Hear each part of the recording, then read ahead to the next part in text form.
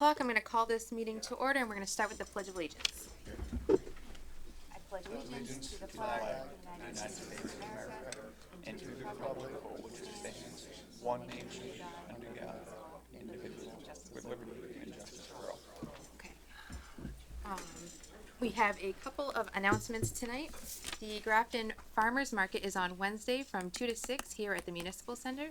Vendors set up on the south side of the building near the entrance off Brigham Hill Road. The 2022 Summer Concert Series has begun. There will be free concerts at the Common on Wednesdays at 6:30 p.m. This week's band is Drive South. Residents throughout Grafton are being invited to join forces with thousands of communities nationwide for annual National Night Out Crime and Drug Prevention event on Tuesday, August 2nd. There will be free amusements including an inflated soft slide, face painting, a roving magician, music, games, and prizes for children and adults. The event will be held adjacent to the Grafton Police Station from 5 to 8 p.m. And on that note, I'm going to invite the Chief Crapo to come up and talk for a brief moment. Hey, Chief, how you doing? Very good. Thank you for having me. Do you want me to talk first about National Night Out, or? Whatever you like. Well, let's, Perfect segue. Go right into it. Yeah, well, all right. You pretty much read it all. After a 2-year hiatus, we're back, and hopefully we're back as good as we were in 2019. I don't see anything except real bad storm getting in our way, but we're hoping everybody's going to come out. Hopefully they remember National Night Out. I know we always have a good crowd, and we hope to see everybody out there. And I understand this board will probably be there also in lieu of anything else, so that's great. Hope to see you there, and we hope to talk to you and give a chance for our residents to talk to you too. So Perfect. come on out. And the entire event is free, so we have some new sponsors. We have some new interest there for emergency preparedness. We have some people coming down that we're going to be doing mental health follow-ups with and co-response, so they'll be out there to meet people, residents that come forth, and we think it's going to be a good event, so we want to see everybody there. Hopefully they can make it. I'm also here tonight to introduce 3 of our newest officers, and I want to thank you for giving me a little bit of time to bring them out. Some you may know, some you may not. We had a selection process, as we always do. It's a tough selection process, and these officers came forward, and I'd like to introduce them now, if I could. The first is Officer Gregory Palmer. You could stand, Greg? Nice to meet you Why don't too. you come on over here, so everybody can see you. Just don't touch anything. Nice to meet you guys. Greg is a resident of Douglas. He's been employed as a police officer since December of 2001. Previously served in Hopedale and just recently Mendon. When finding out there were openings in Grafton, he wanted to come here to make this his career. He's looking forward to building relationships with the Grafton community, and we're happy to give him this opportunity. Great. Welcome aboard. Thank you. Welcome aboard. Any questions for Greg? For you? No? No. And he's wearing our classic blue uniform, as you can Yes. see. Yeah. Turn around with black shoes. Okay. Thank you, Greg. Thank you. Thank you. Thanks, Greg. Next officer is Brendan Leiber. Good evening, nice to meet you all. Nice to meet you. Nice to meet Brendan you. grew up in Charlton. He was acting in his community as well as being an avid ice hockey player. He graduated from the Western Massachusetts Police Academy in 2015, began his law enforcement career with the University of Massachusetts Worcester Police Department. Then he transferred to Hopkinton Police Department, where he served for 5.5 years. In Hopkinton, Brendan held multiple roles, most notably as field training officer, which is a very important position in any police department. Brendan and his wife, Michelle, moved to Grafton in 2019 with their 2 young children, and he's now looking forward to serving the town they call home. Great. Thank you. Nice to meet you. Welcome. Welcome you. to Grafton. Thank you. All the best from Hopkinton come to Grafton. So, and finally, Daniel J. Simler. Daniel? Hello. Good evening. Dan was born and raised here in town. He lives here with his wife, Victoria, and growing family. Carter, Aubrey, and I believe one on the way, Yes, sir. Congrats. Baby Hunter. Thank you. He is a BA in Business Administration from Long Island University and is a graduate of the 28th ROC Municipal Police Academy. Daniel self-sponsored for this academy, which we love to see because he had to pay all the expenses for his equipment, for his training, had to take the time off, and that shows dedication when you do something like that, and you're basically stopping everything you do. So we think he'll do well. Having a vested interest in the public safety of the town, Officer Simler is looking forward to bringing the skills and training he has gained through his life experience to the department, and he's looking forward to being a positive addition to the patrol staff. And we look forward to working with him. And they've all been on for a week or so, and they're doing a great job. Good. So Great. Very nice. Dan, Fantastic. I gotta ask you one question. Yes, sir. We know each other. How old are you now? 42. Wow. Are you So I'm old. Well, that was never doesn't stop. I mean, the last time I saw you was probably on a soccer field, so. Yes, sir. Well, welcome aboard. Thank you. Dan is well versed in self-defense tactics. He's owned his own studio, and we hope to take advantage of the certifications he has for the department to teach us, certain aspects of scaling down incidents and de-escalation. So we look forward to working with him. And he was a very good soccer player, by the way, so. When we get our soccer team going, Thank you. All right. stuff. Appreciate it. Thank you. Yep. And I just want to close just by saying, as you can see, we just hired these 3 individuals. We hired 2 not too long ago. So the word is out that Grafton is a good place to come. It's most departments are out there now. I'm sure you see the ads. If you're looking at the Mass Municipal and all the want ads, police departments everywhere are looking for police officers. And knock on wood, we're able to fill these positions. We have a few more positions open, or one will be open, and we're hoping to fill that fairly quickly, whether it's testament to the town of Grafton or to the Grafton Police Department. We welcome these people. We pick the most qualified, and we will provide the level of service that Grafton town residents deserve and expect. All right. If anybody Thank has any you. questions, Does the board have any questions? No, it's thank great. you very much for your time. Thank you. Thanks so much, for coming in, guys. Hope to see you on August 2nd. I'll be there. All right. There are no public hearings tonight, and we are going to pass over the appointments tonight because the town clerk is speaking a little later about the new Votes Act, so we can listen to that, take in that information, and work on appointments at a later date.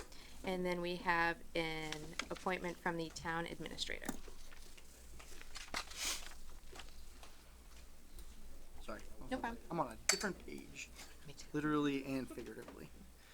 So I'm requesting that the board affirm the appointment of Joseph M. Loria to the position of part-time custodian effective July 25th. All right. I can take a motion to that effect. I move the board vote to affirm the appointment of Joseph M. Laria to the position of part-time custodian. Second. Motion made and seconded. Any discussion? All those in favor? Aye. Opposed? Declare the motion carried. All right, and then the first item on the agenda is Eagle Scout project, which we will be passing over. We will have them come back in at a later date. And up next is the Willard House event at Apple Tree Arts, 1-day beer and wine license. Is anybody here from the Willard House? Okay, not seeing anybody, so I can take a motion unless the board has any discussion. Or take a motion and then have a discussion. Sure, start the motion. I move the board vote to grant a one-day beer and wine license to the Willard House and Clock Museum to be used at Apple Tree Arts on Sunday, August 7th, 2022. Second. Motion made and seconded. Any discussion? Yeah, Madam Chairman, just to, as in any beer and wine license that we issue, that they are tip certified, to make sure that they're tip certified, that's all. Okay. I think Get what you- it says it at the Yeah, end. that was included. All right, perfect. So Motion made and seconded, and we finished discussion. All those in favor? Aye. Opposed? Declare the motion carried. All right, and now we have the town clerk to come fill us in on the new Votes Act.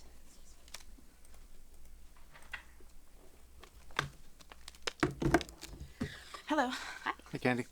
how are you? Good. Doing good. So, few updates, about elections. End of June, we received word from the state on the election advisories for the upcoming September and November elections. So there are some changes, that are in place, a couple that require your involvement, other things that we just, have to just continue to, change and make aware. So one of the first things is now the deadline to register to vote instead of 20 days is 10 days for all town meeting and elections. So, I've updated some stuff and, we'll put that out there when it gets closer like we normally do. And like I said, that's for elections and town meetings. So, it's no longer the 20. The second thing is poll worker appointments going forward, 6 weeks before the election, which would be July 26th. The board is able to appoint anybody if there is not enough workers, without regards to political party affiliation, voter registration status, residence, or inclusion from the political parties. So currently right now we do have 2 key positions for wardens that are not filled. That I've been trying to get other election staff to fill, so I'm probably going to have to do some moving around of people. If not, we can have Paul go sit in as well if need be. We've been trying to, I've been talking with people, but elections are becoming more involved, and time-wise, there's not as many people that are able to or maybe willing to participate. So that's one thing to keep in mind. And then August 16th, if we still don't have enough people, which is 3 weeks before, I can make any appointment to anybody who at this point could fill those positions. We generally need about 6 to 8 people per precinct to make it happen. And then obviously with the mail-in voting, depending on what happens with that, they like to have a buffer with people to be able to help process with those ballots that are coming in. We also do not have to have a checkout table like we have not, but we will still have somebody stationed at the ballot box like we did, just to guide people and make sure they're putting their ballot in the right box. But one thing that the board is needed is, before we would just email the chief and be like, okay, we need coverage at the polls, so we usually would do 1 police officer per location. And now they've changed it where it's up to the board to decide if there's more coverage needed or what you want instead of the police chief. So that's my first thing I'd like you guys to consider and discuss and let me know. And then we can clue in the chief. Generally how it works is they see who's working. I don't know who I get until pretty much that day. But they see who's on the schedule, and they just have people that show up. It's safe to say 1 per location is just what you'd like to see going forward. We haven't had any issues, knock on wood, so I mean, I don't see the need to have any more, but again, that's, if you guys feel it might be warranted, then absolutely. When would you need for us to take that action by? I don't know if it actually says I when. think it said the end of the summer, like before yeah. September. I wrote it down somewhere. Yeah, let me look on that. Effective immediate over, yep, amended board town.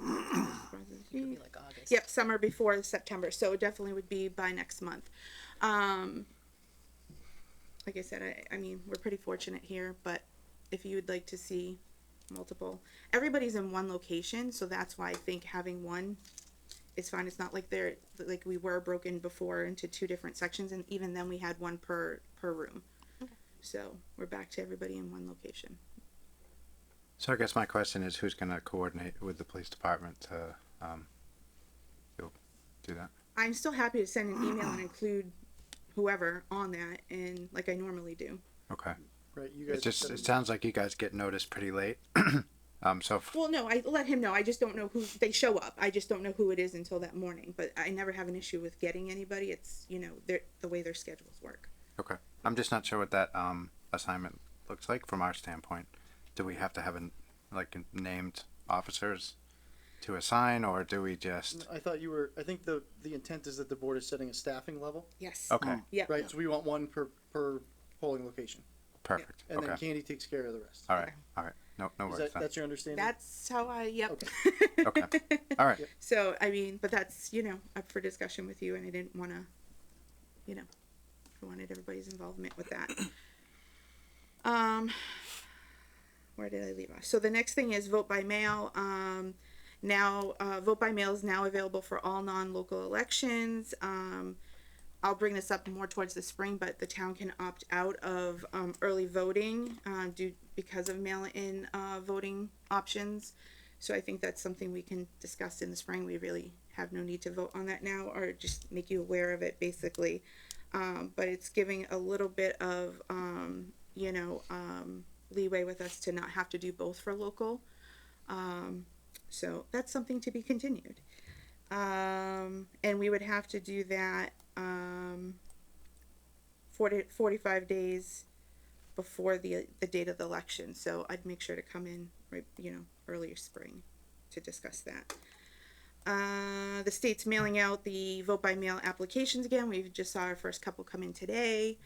And those will go out to everybody now, even if we certify them registering to vote. We put them in the mail with those confirmation notices that we send. And the state will send it out to anybody who has not already applied. Let's see. Online portal, I don't have much to update on that. The state has to deal with that, and they don't have that piece available yet. And then application deadlines are now 5 days, business days before an election, that they can apply for one through the mail. So that's just, we're updating that, letting people know. For the primary, it's August 29th, and for the general election, it is the 1st. And I think that's that. And all this is pretty much just all stuff that we have to keep in mind in the office. See, voting. Yeah, and that's it. So early voting is happening for both September and November. So it will start on August 27th and go through Friday the 2nd, and this is during normal business hours for this election. November gets a little more tricky. The way that this is written, it has to be like 50% of your time and so many dates. So I figured we'll get through September, and then we'll concentrate on the hours for November, and post that. Other than that, we'll post that. We're required to post it online or in-house, and that's pretty much all I have really that I think needs to be discussed, unless there's other things you want to point out. All right, does the board have any questions for Candy? No, just I guess a comment. You're always very good about communicating, the election logistics. So just encourage you to, since things are being updated, anything that might impact, people who are planning to vote, just get it out there. Awesome. Yeah. Thank Thanks.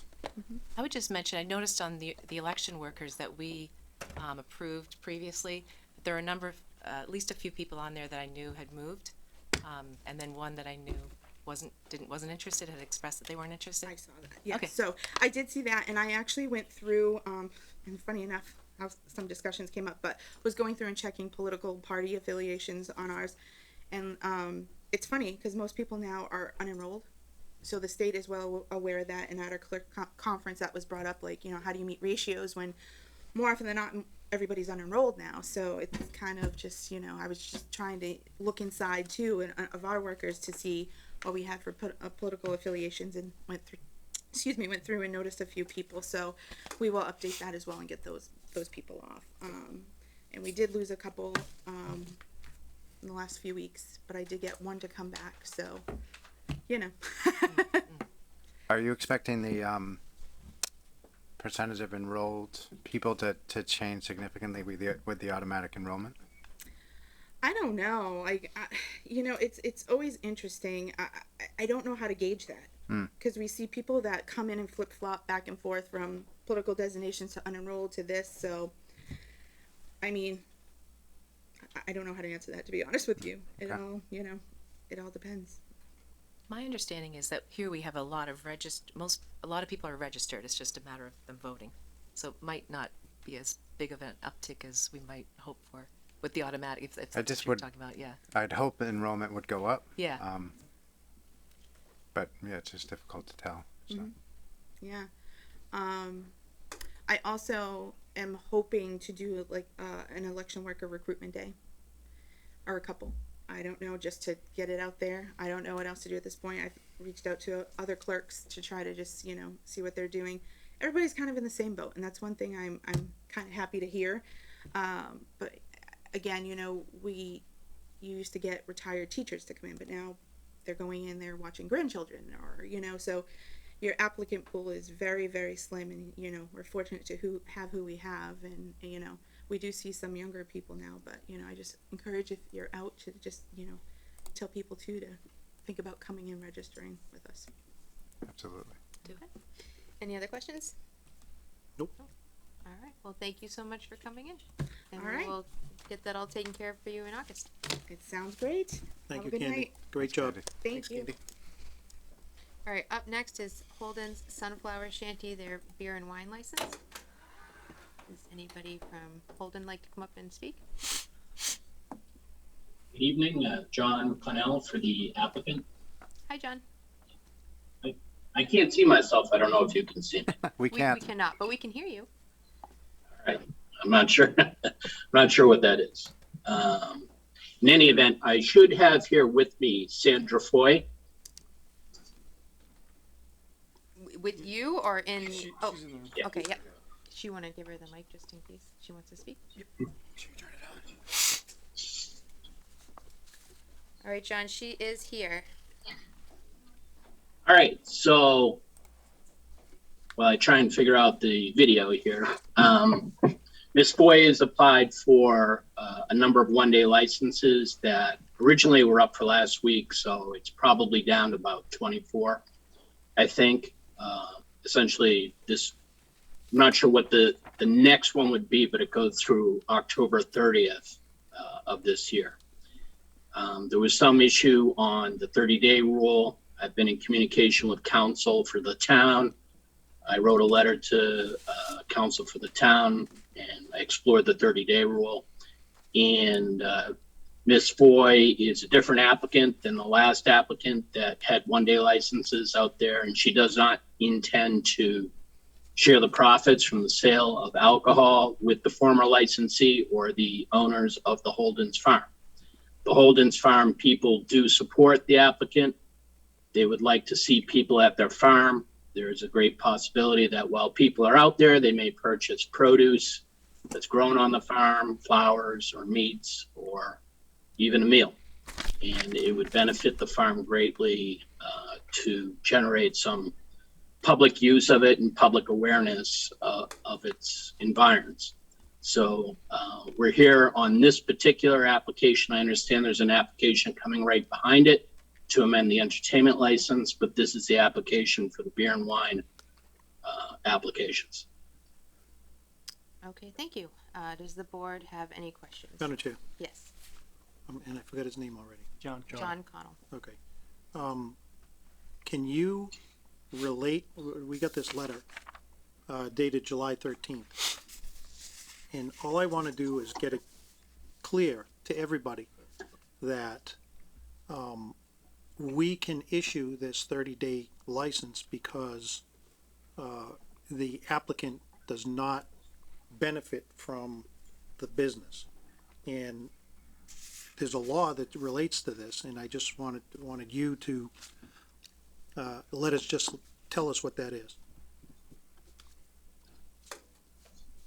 Well, if you have my letter, I state the two laws that are at issue here. Okay. The first law is basically Chapter 138, Section 14, which says that any person can be issued a one-day license. The distinction there is that these licenses are generally not issued to corporations or limited liability companies, but individuals. And they usually operate for, you know, either a charity, a hospital, or some sort of special event, a continuing event. I've done these licenses across the state for lots of different events, many of which occurring over months. Most of the farms in Massachusetts that, especially apple orchards that have a lot of activity in the fall, they like to use these licenses to generate, you know, attraction to their farms. So that's the first law is Chapter 138, Section 14. The second is a CMR 204 CMR Section 7, which at 204 is CMR 7.04 provides that no licensee can have more than 30 licenses within a calendar year. And this applicant, Sandra Foy, has not had any licenses for the calendar year 2022. There's additional guidance provided by the ABCC and the executive director, Ralph Sacramone, who I've been going back and forth with on this issue since 2016 when we first started doing these licenses for extended events. And I just spoke with Ralph a couple of weeks ago. He confirmed with the town council, it said to me that in his opinion, you cannot, in addition to being a separate person, you cannot be sharing income with another licensee who's had 30 licenses or one license. And as that would merge the two applicants together as sort of a joint venture. So the people at Holden Farms and Sandra Foy in particular, who I spoke with today at length, confirmed to me that she would not share the income. They want to stay compliant. They want to have these events. They want to generate interest in the farm. And they're willing to do it the way that not only the statute requires, but the executive director, Mr. Sacramone, requires, which is not sharing income. So I don't know if that answers your question, but that's my answer. It actually does, and all I wanted is that, you know, that we have this letter that basically states exactly what you just said, and I wanted everyone to hear the explanation of that, so. So Yes. I do have a question because I appreciate that this seems to be an attempt at a workaround. However, on both applications, the business name and the business address state Holden Sunflower Shanty. How does that work? That's the address. There's no dispute that it's at the same address. Nope. The applicant, any applicant for a Section 14 one-day special license has to be an individual. And I think the individual is clearly Sandra Foy. So I think, John, this is Evan. We spoke the other day. I think what the chair is getting at is, so on our application it says business name Holden Sunflower Shanty. That's not the location. That's the business name. The location's farther up the application. And then it says license holder's name Sandra Foy.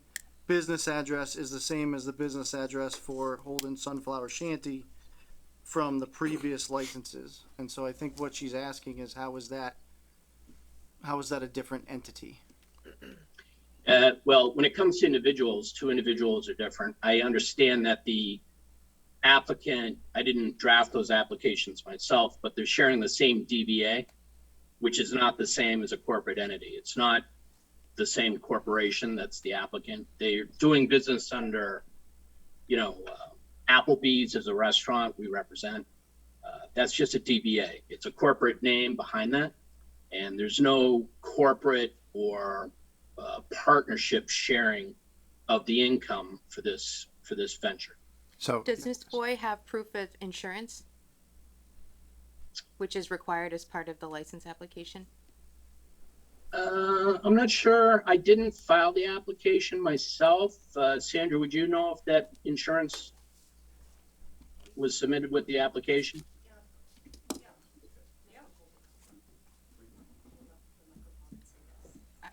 I did not see that.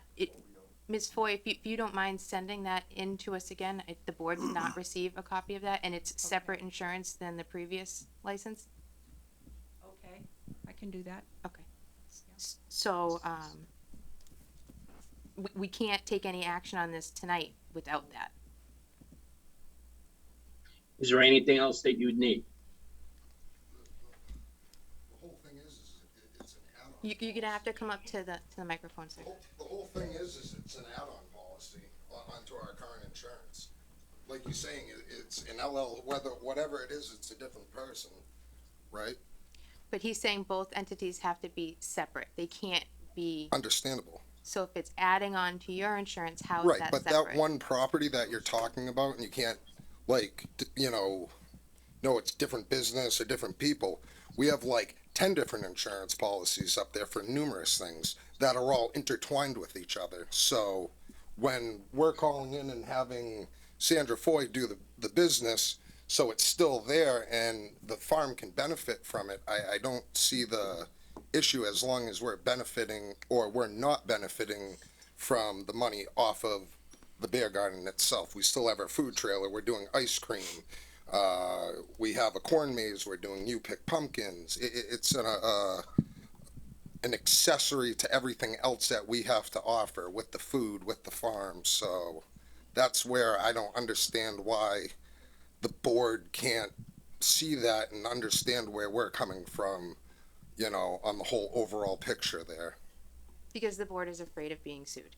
This is a very contentious I license. totally and we've been- understand that, but it's two different people. It's I get what you're saying, but like I don't feel as though anyone understands like what we're trying to come at too. It's like, But we do, but our hands are tied a little bit because all right. So who can I get in to go in there though? Well, so Can we let her finish?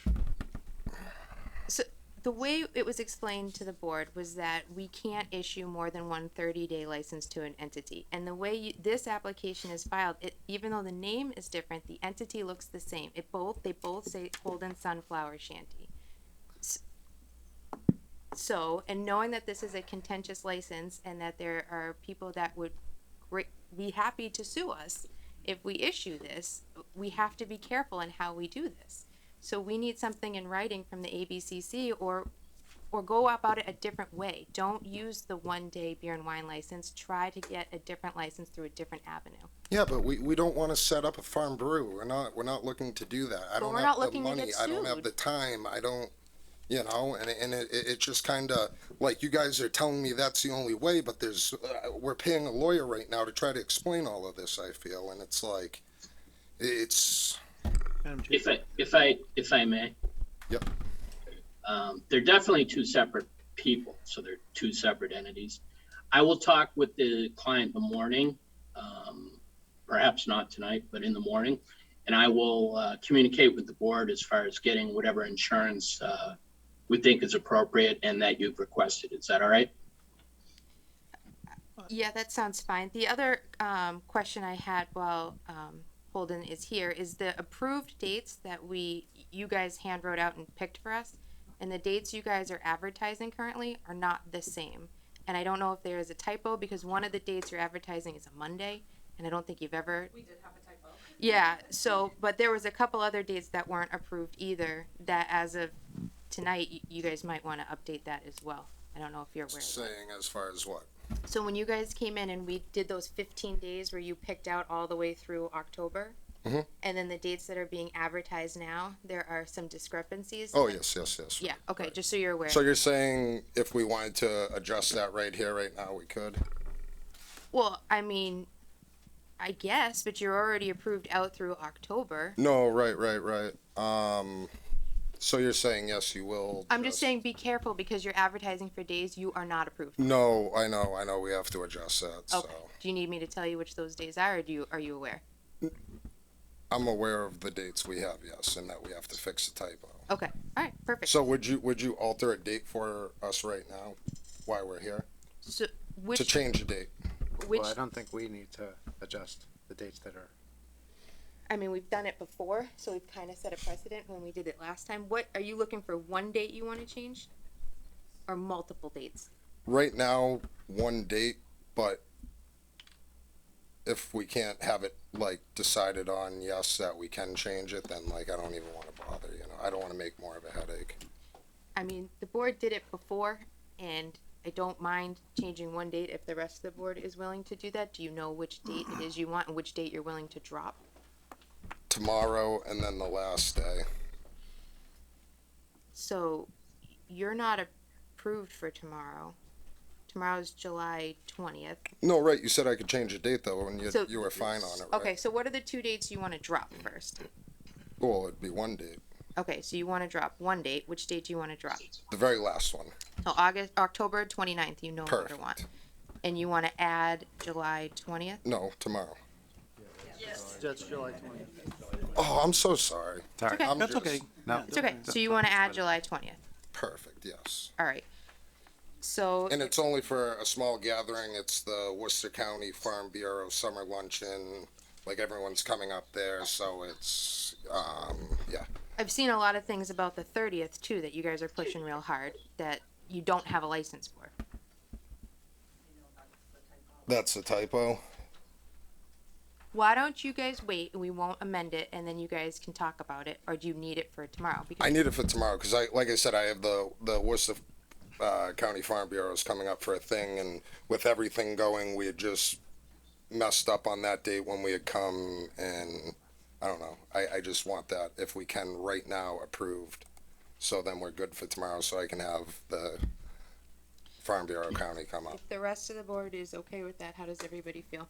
I'm fine with it. I'm fine Yeah. with it. Okay. Thank you so much. So I can take appreciate a it. motion to amend the existing one-day beer and wine license, removing the date of October 29th and adding the date of July 20th for Holden Sunflower Shanty. So moved. Second. Motion made and seconded. Any discussion? Hearing none. All those in favor? Aye. Opposed? Declared the motion carried. All So you right, so guys that's are all on that set one for now. tomorrow That's- now. And then Thank you so October. much. I truly, truly appreciate it. Yep. And then the rest we'll have to just keep. Yeah, so but back onto the whole thing, like now, when you guys get all of that, do you guys go back and look at laws and all that yourselves, and you know? So we get recommendations from the ABCC and our own town council, and we're being told that nothing has really changed in a significant way, that it won't open us up to liability. That Madam this, Chair, I'm sorry. Go ahead, Rick. No, I thought you were done. No, go ahead. Yep, I'm done. Oh, so we get that from Ginny? Cause, I mean, I don't see a letter from Ginny here at all. I see her copied on this letter. Yeah. But I don't see a letter from Ginny stating what the chairman just said. Yeah, that's from a phone conversation I had with her. Okay. If you'd Well, like a- we're So- all like the typed out, like on everything. Even Bob Berger's findings, it's like on my events and So I think we're talking about the liquor license right now. yeah, but it's Right. everything at this Right. point. You know, You gotta it's stay on like, one topic at a time. So right. you're doing Well, So, Madam Chair. Yep. Attorney Connell, is this really any different than changing a manager? Yeah, the one-day licenses, you have to understand, in my opinion, are very, it's a municipal issue. It's exclusive jurisdiction to a municipality. Other applications for liquor licenses, for annual liquor licenses, are usually, I can't remember exactly for change of manager, but most liquor license applications go to the ABCC for their review. So one-day licenses are generally a municipal issue up to their discretion. As you may know, Boston and Somerville and I believe Cambridge issue more than 31-day licenses to the, related parties. They don't agree with the ABC, Ralph Sacramone's opinion. So I don't know if that answers your question, but one-day licenses are sort of just a municipal issue. Right, but the law is pretty clear on this, that is you can change a manager or change an applicant if that applicant doesn't receive any monetary benefits from the business. Am I correct in that? There's nothing in the law that says that. The only source of that is Ralph Sacramone, who I spoke with today on another issue. I love Ralph.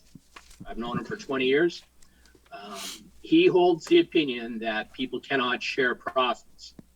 And you may know the origins of this dispute a few years ago caused the restaurant lobby in Massachusetts to file legislative change to prohibit people from using one-day licenses or related parties. at one event for more than, even less than 30 days. So it was haggled out in the legislature, nothing passed, so the law remains the same.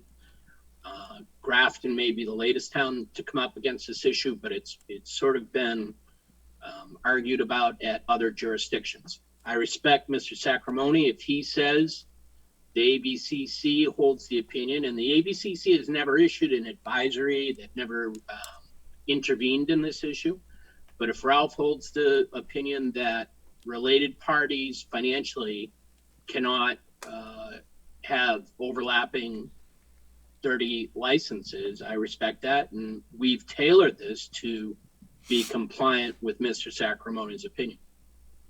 So, But it is totally different than an annual license. yeah, so Ginny said that we can't do this? Was that the final? So in our conversation with Ginny, Yep. the concern is that while Whose conversation was that? Like you included town with, council, which consists of who? Just on town council, the myself, lawyer? Who else? Is that it? So it's just you and the lawyer. Yeah. That's who. had the I'm trying to conversation. talk and Yeah, you're just Tyler, not listening. So I'm trying to get this information, so that's, if you can. right, you know, so so Ginny, Colleen, and I spoke at 6:30 this evening. So the major contention that Ginny still has with this letter from Mr. Cannell is that while the letter makes good legal argument, the application still lists the business. It lists the specific business the same as every other application that's come before it. It looks identical. Right. It just has a different person's name in it. Right.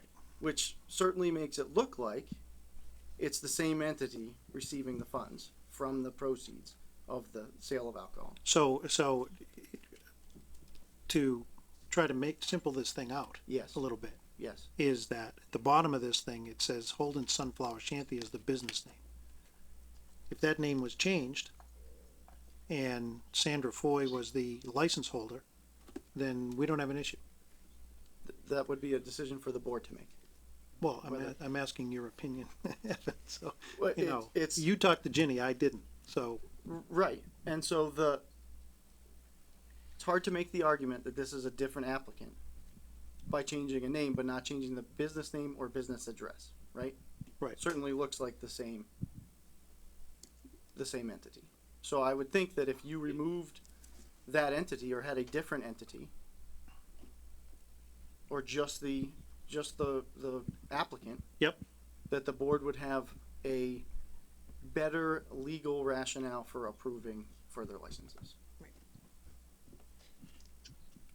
If I may, Oh, hold on, we just have a board member that wants to speak. So, to your earlier question,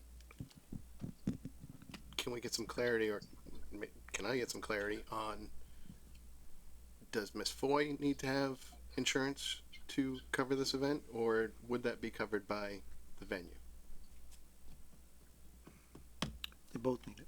That's Yeah, they both, you know, the reason I brought up the manager thing is because, you know, the manager of a restaurant that is on the liquor license Right. has a separate insurance policy on them. Correct. Yep. And then the restaurant has an insurance Liability policy. insurance, yep. So it's liability. And so that, do you guys have, is Sandra Foy, and we asked that question a minute ago, and they said, yes, she is insured. Is she? I speak. Okay, I'm Right. trying, you know what I'm trying to do here? I'm trying to get this straightened out so that we can resolve it. That's all I'm trying to do. Yeah, I know, I understand. So what I'm hearing is that the business name Holden Sunflower Shanty can't be there. It can be Sandra Foy's Shanty, and Sandra Foy is the license holder, if I'm correct. And then at that point, once Sandra Foy has the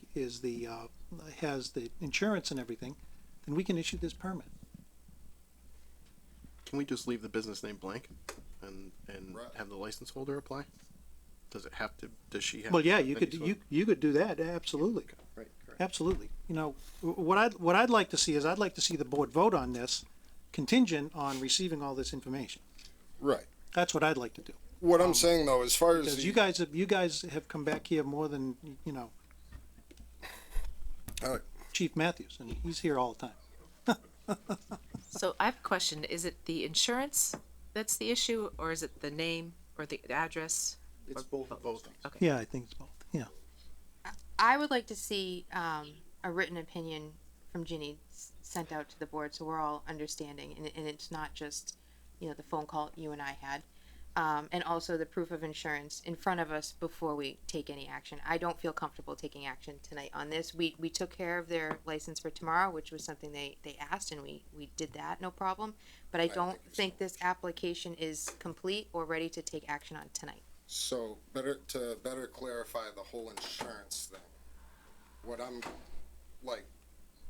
What are you guys requiring out of that? Because if my aunt is just the one benefiting from the profits, it's like Holden Farm has insurance for the whole over and like all place. The shanty for the beer garden and this and that has insurance for that. So it's like. But she's the manager, so she has to have liability policy for her. Sure, your attorney that you're paying, like you said, could help you with this as well. Yeah. Right, but I'm just saying he knows what you guys If- are asking. Well, it's right on the application. It's the last line. It says proof of insurance is required, so I'm sure he'd be well aware of what type of insurance and what is required. Ms. Foy, are you trying to speak? That's not what I understand. Or maybe a less costly alternative would be to contact. Well, like an add-on to the shanty, even though the No, but- shanty isn't or maybe- benefiting or any of that, it already has Because we're trying to Has to keep be it as her. separate as possible, you know what I mean? So Yeah. maybe contacting your Can I insurer just though, say, I and they have could add her. like over $1 million insurance on, we own the property, I own the property. And I have insurance. But you So- need a liability policy liability. related to this license. But if she owns the property and she's receiving the money, how is it that it's being separate?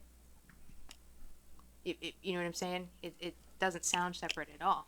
It sounds like it's going right to the business it was intended You're to talking do. about your house insurance policy. And that's right. You're Yeah, that doesn't have talking anything to do about- with it. Totally different thing. Alright, If I may, Right, totally different thing. Sorry, If I was just simply trying to see what the board specifically wanted for the insurance, so we're all on the same page. That's Alright. all. Thank you. Mr. if Connell? it, yes, the lawyer is always referred to as somebody we're having to pay, so I figured I might as well speak up and give the client his money's worth. On the name of the business, a DBA is just nothing but a collection of words. It's not an entity. XYZ Inc. is an entity.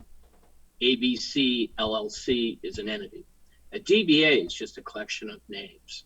We could call it Beer Garden 1, Beer Garden 2, Beer Garden 3, but I think the appropriate solution on this application is just to issue the license to the applicant, Sandra Foy, and just leave it at that. There's no need, whatever signs they put up, it could be anything. You know, it's essentially just known as a beer garden. It's at Holden Farms. A collection of names does not designate same entities. Two people are two separate entities. So on that issue, I think that's the way the board should handle it, be my recommendation. On the insurance, I will look into it, as I said in the morning. I think you can do an additional insurance, an additional insured on existing property, real estate, insurance policies. I just have to explore what these people have for insurance. But whatever insurance is required, and I'll take another look at your application. It could be dram shop, which is alcohol, or it could be general liability.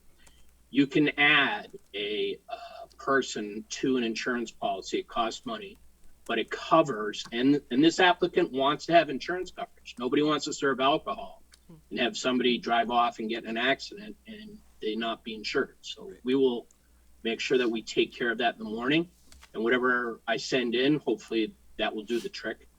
So on those two issues, I think that should hopefully resolve the board's questions.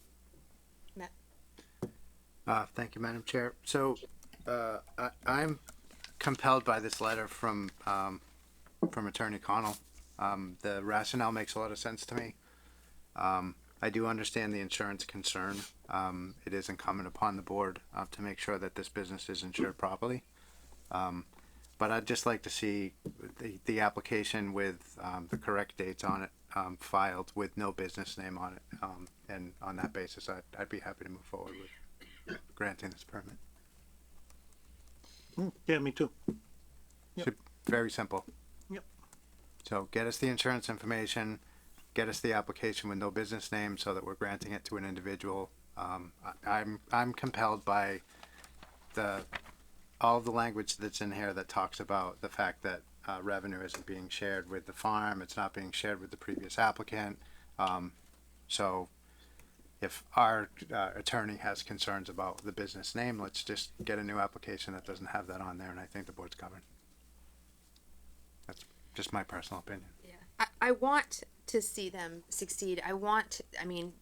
You guys are well loved. People really enjoy spending time at the shanty. There's no question about that. However, I'm just really concerned about the liability on the town if we don't get this right. And I really want to align with town council on this. And right now they're saying it's not right. So, that's where I'm at. I just would like to see it right before I feel comfortable voting on it. Man, it's Can I- 30 more days. For clarification, the part that town council took issue with is the Holden Sunflower Shanty as the business name on this application, and not so much the citing of laws that Mr. Connell did.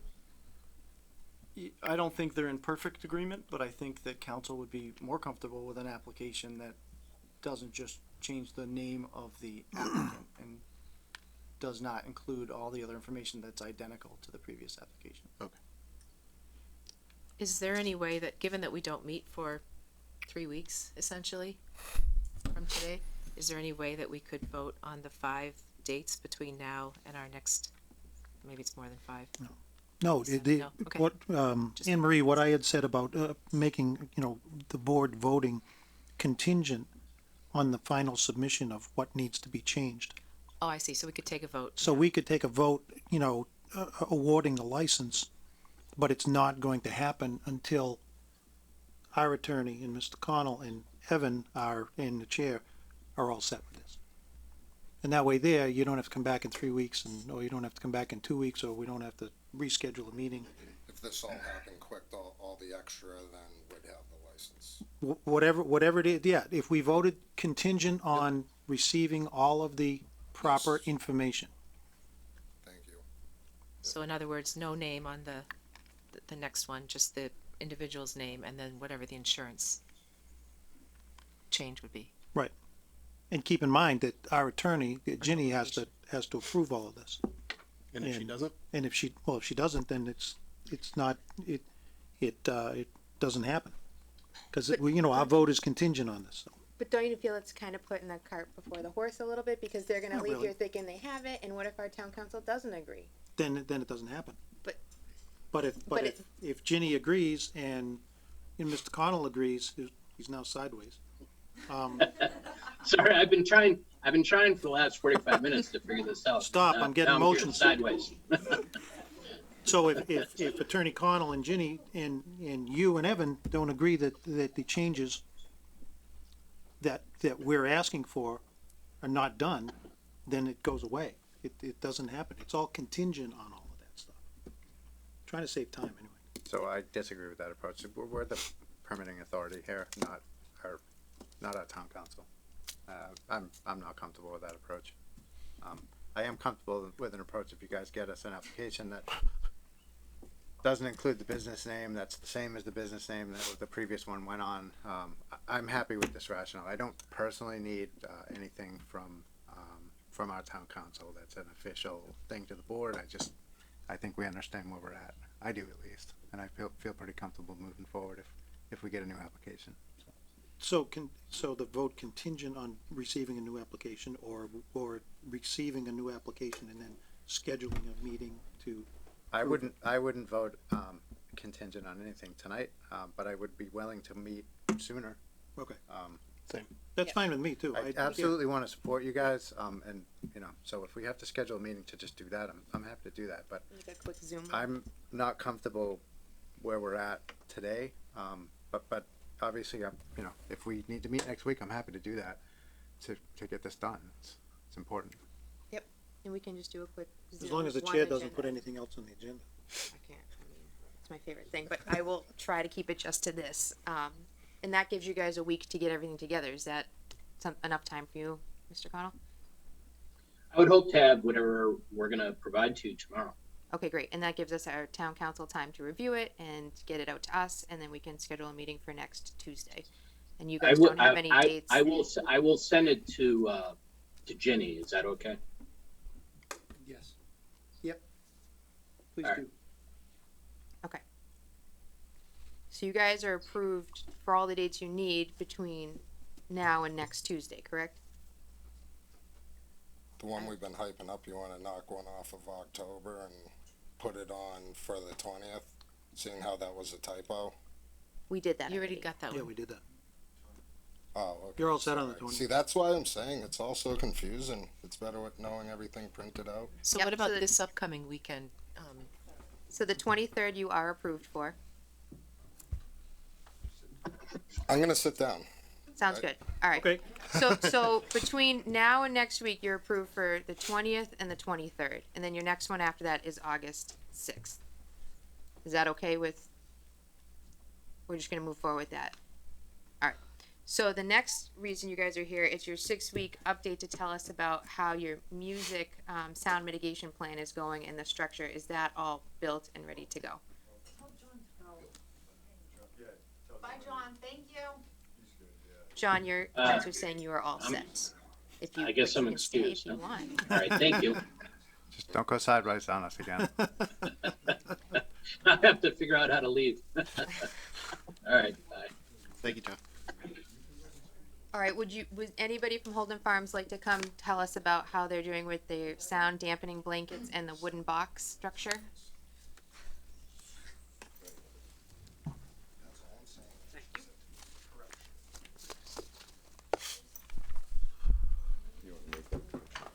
Can we make a correction on that one? The 30th, like you said, cancel the one off the end and put it on, so we got the 20th and then the 30th that was advertised. Going back to the liquor license? Yes, All right, he was confusing me. is the board okay with adding and dropping one more day on the already approved license? So Yeah. drop the end of something at the end of October again, and then Yes. reinstate. Yeah, All right. for the 30th. Because it was falsely advertised. Okay, so for the existing for the existing 1-day beer and wine license for Holden Sunflower Shanty, we're going to exclude October 22nd and include July 30th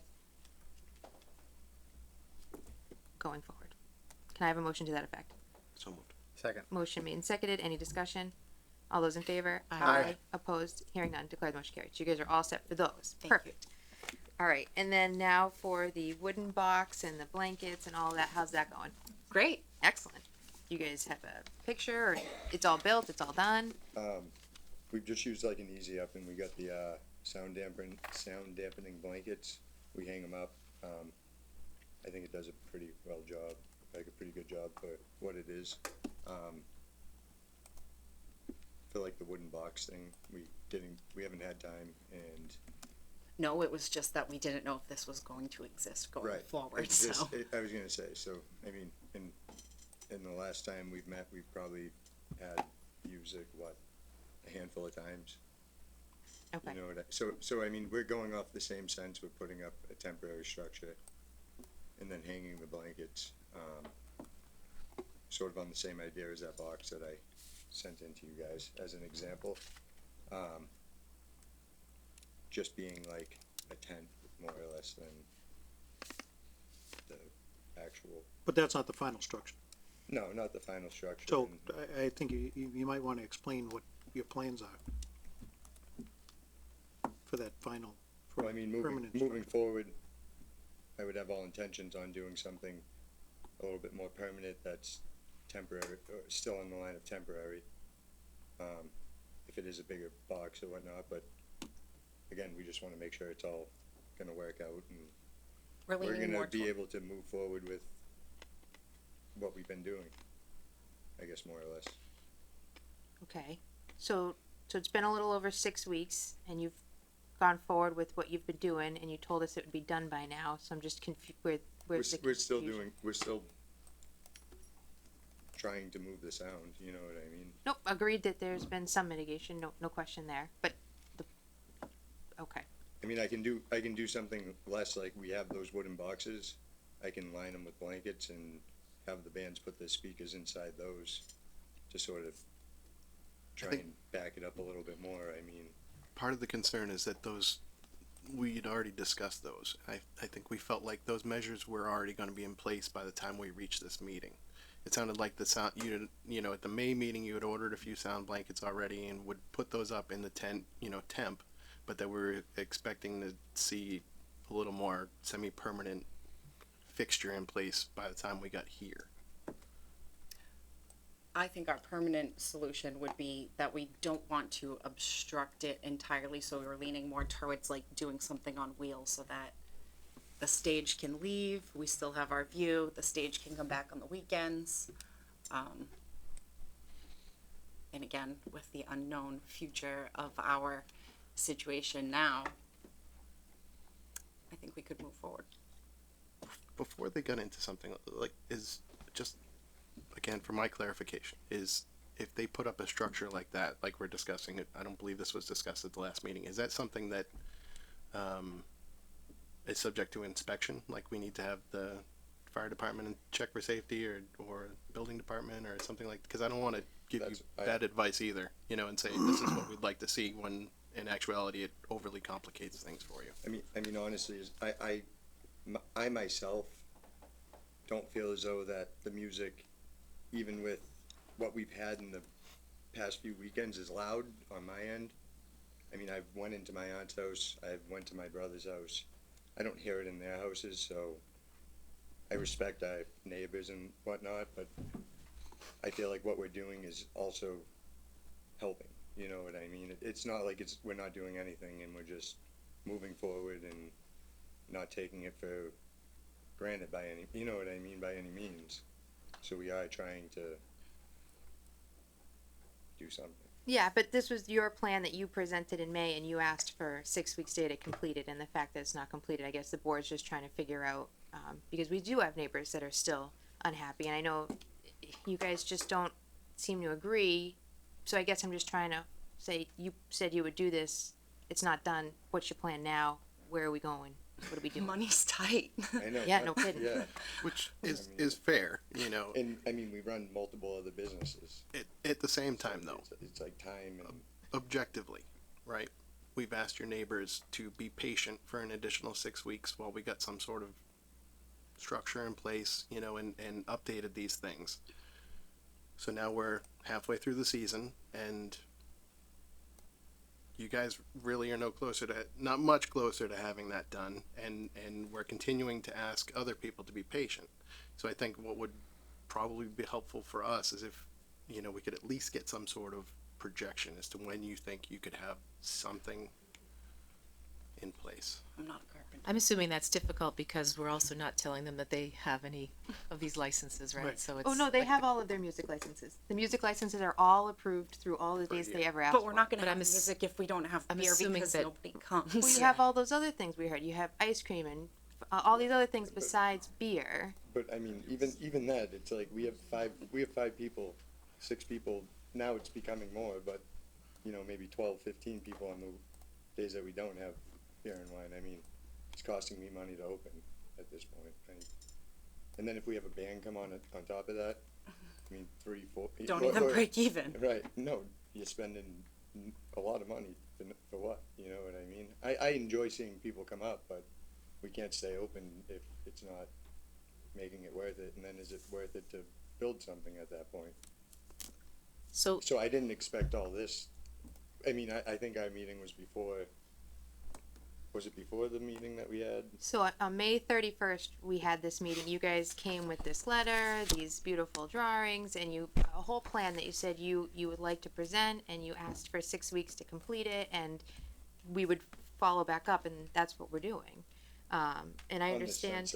On the sense of a complaint, or Just because that's how we left it with you guys. You presented a plan for us and we said, okay, and you asked, can we have 6 weeks to get it done? And we said, okay, and now we are a little over 6 weeks later and you're saying we didn't get it done. And we're just trying to figure out what the next steps are because we still do hear complaints and At what point, I gotta stop. So- It doesn't Right, matter I mean, what is the we structure do. gonna help it? Well, no, But it just really because- does matter what you do. Right. You guys made a commitment when you came in.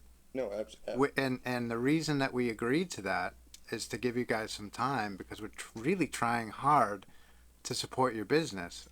I don't know how many different ways we can demonstrate that we're trying to bend over backwards. I know it's frustrating for you guys, but your commitment to us was that you were going to build something that you proposed to us. We didn't say what you guys had to do.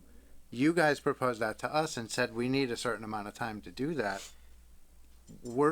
We fulfilled our commitment in letting you guys continue doing what you were doing, and I feel like we're trying to do the same thing with the beer and wine license. That we're trying to be as flexible as possible, I mean, but we need you guys to meet us in the middle and make a commitment to also helping us help you. So let's say next Tuesday, let's just say, all this comes back looking great, insurance, we vote yay. How long from that date will it be until you can build something? I know that you have the blankets going, but something a little more substantial to the point of the other board members. I'm not a carpenter. well, no, I mean, But I mean, even just a, Madam Chair, yes, right. the thing is that you guys put up the tent for the band. Yep. And you put the sound blankets around it. correct. The sound blankets work. So I'm not sure that we're asking you to actually construct or something like that. If you put up staging that provided that, with the blankets, that was a little more permanent than a fold-up tent, then, that's gonna be a temporary, I mean, I have You a know. hay wagon. Can I pull a hay wagon up and put the sound blankets in the hay wagon and let the people sing in the hay wagon? well, as long as, no, but see, Well- here's the thing, But it's more I just gotta pick up. I understand what you're saying about the staging. Yeah. 100%, but it's just like, I'm still gonna pick it up at the end of the weekend.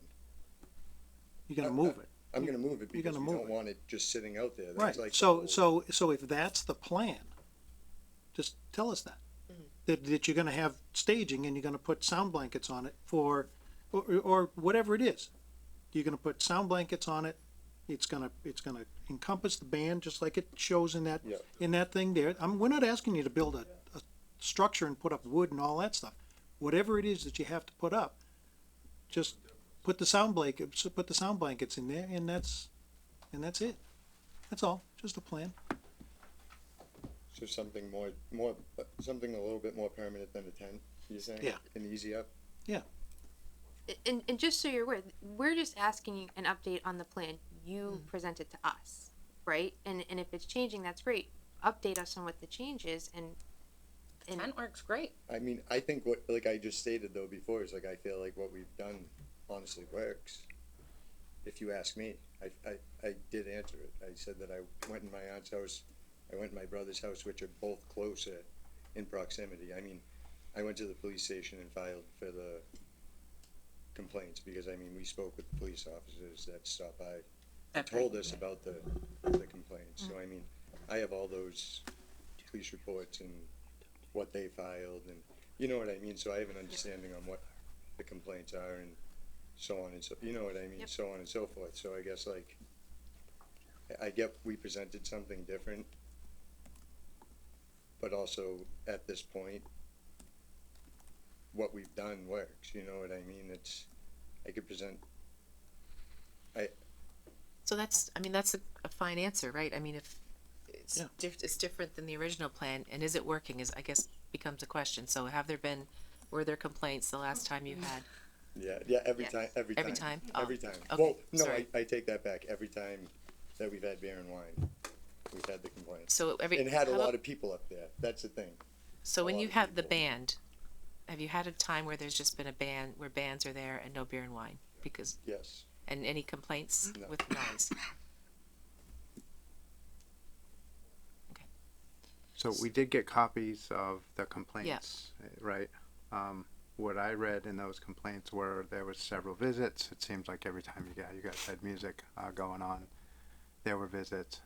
What I read at least was I didn't see any discussion or commentary in those reports that indicated that the police asked them to turn down the music at all. Right. But everything. We suggested that we would turn it down the first time they came. We told the cops that we would go over and ask them to turn it down even more. And I think at that point, we didn't have the blankets because we were still waiting for them. If I remember correctly, I believe it was the first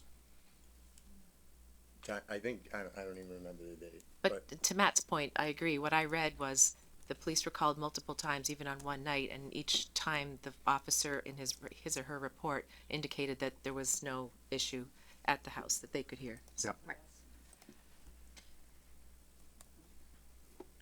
Can I ask, do you have enough blankets to do the sides on the tent as well?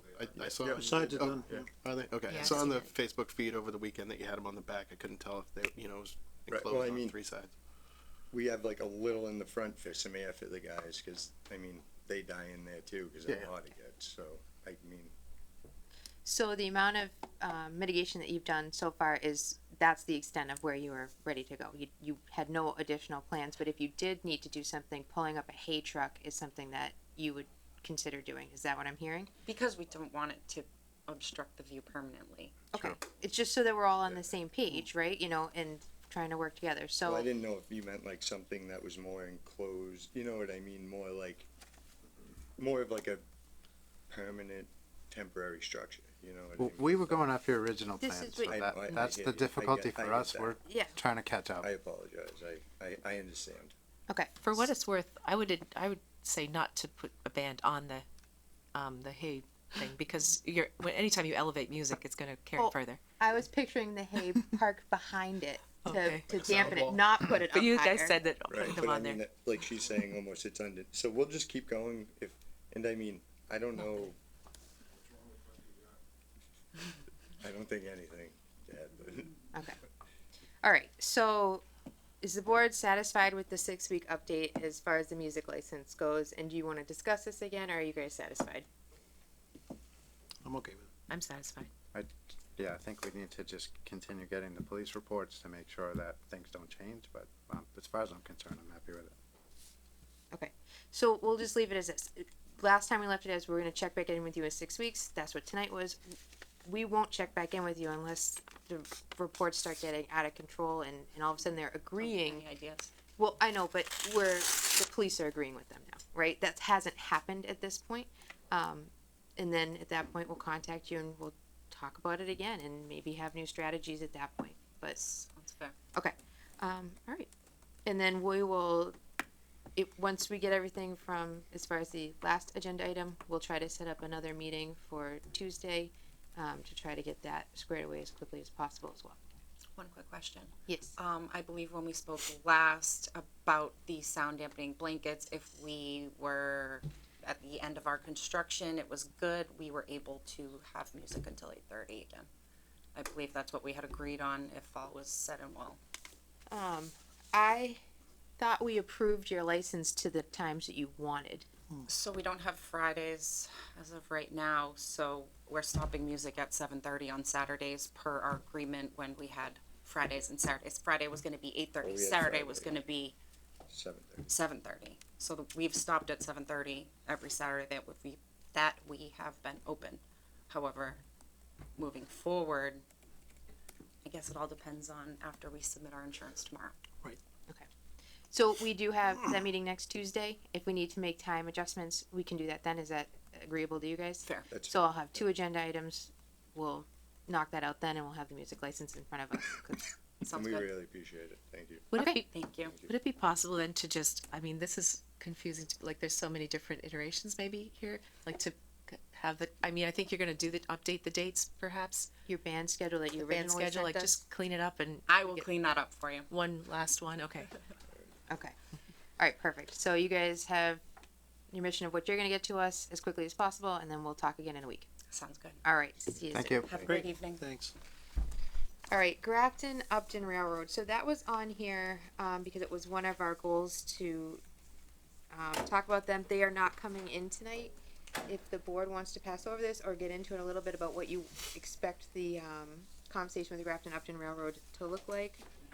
I didn't think this was a discussion with Grafton and Upton Railroad. It was a discussion about the horns, the train horns and the information that we need. The quiet zone. Yeah, the quiet zone. So that, and Evan and I talked about this afternoon, and we don't have all the information, so we'd just like to pass over. Okay, sounds good. If the board's okay with it, do you guys want to take the fire chief Yeah, out of order here? It looks like he's falling asleep out there. Yeah, so. he might get. We don't want to lose him. All right, so we'll start with the select board communication with the fire chief. Chief, you want to come on up?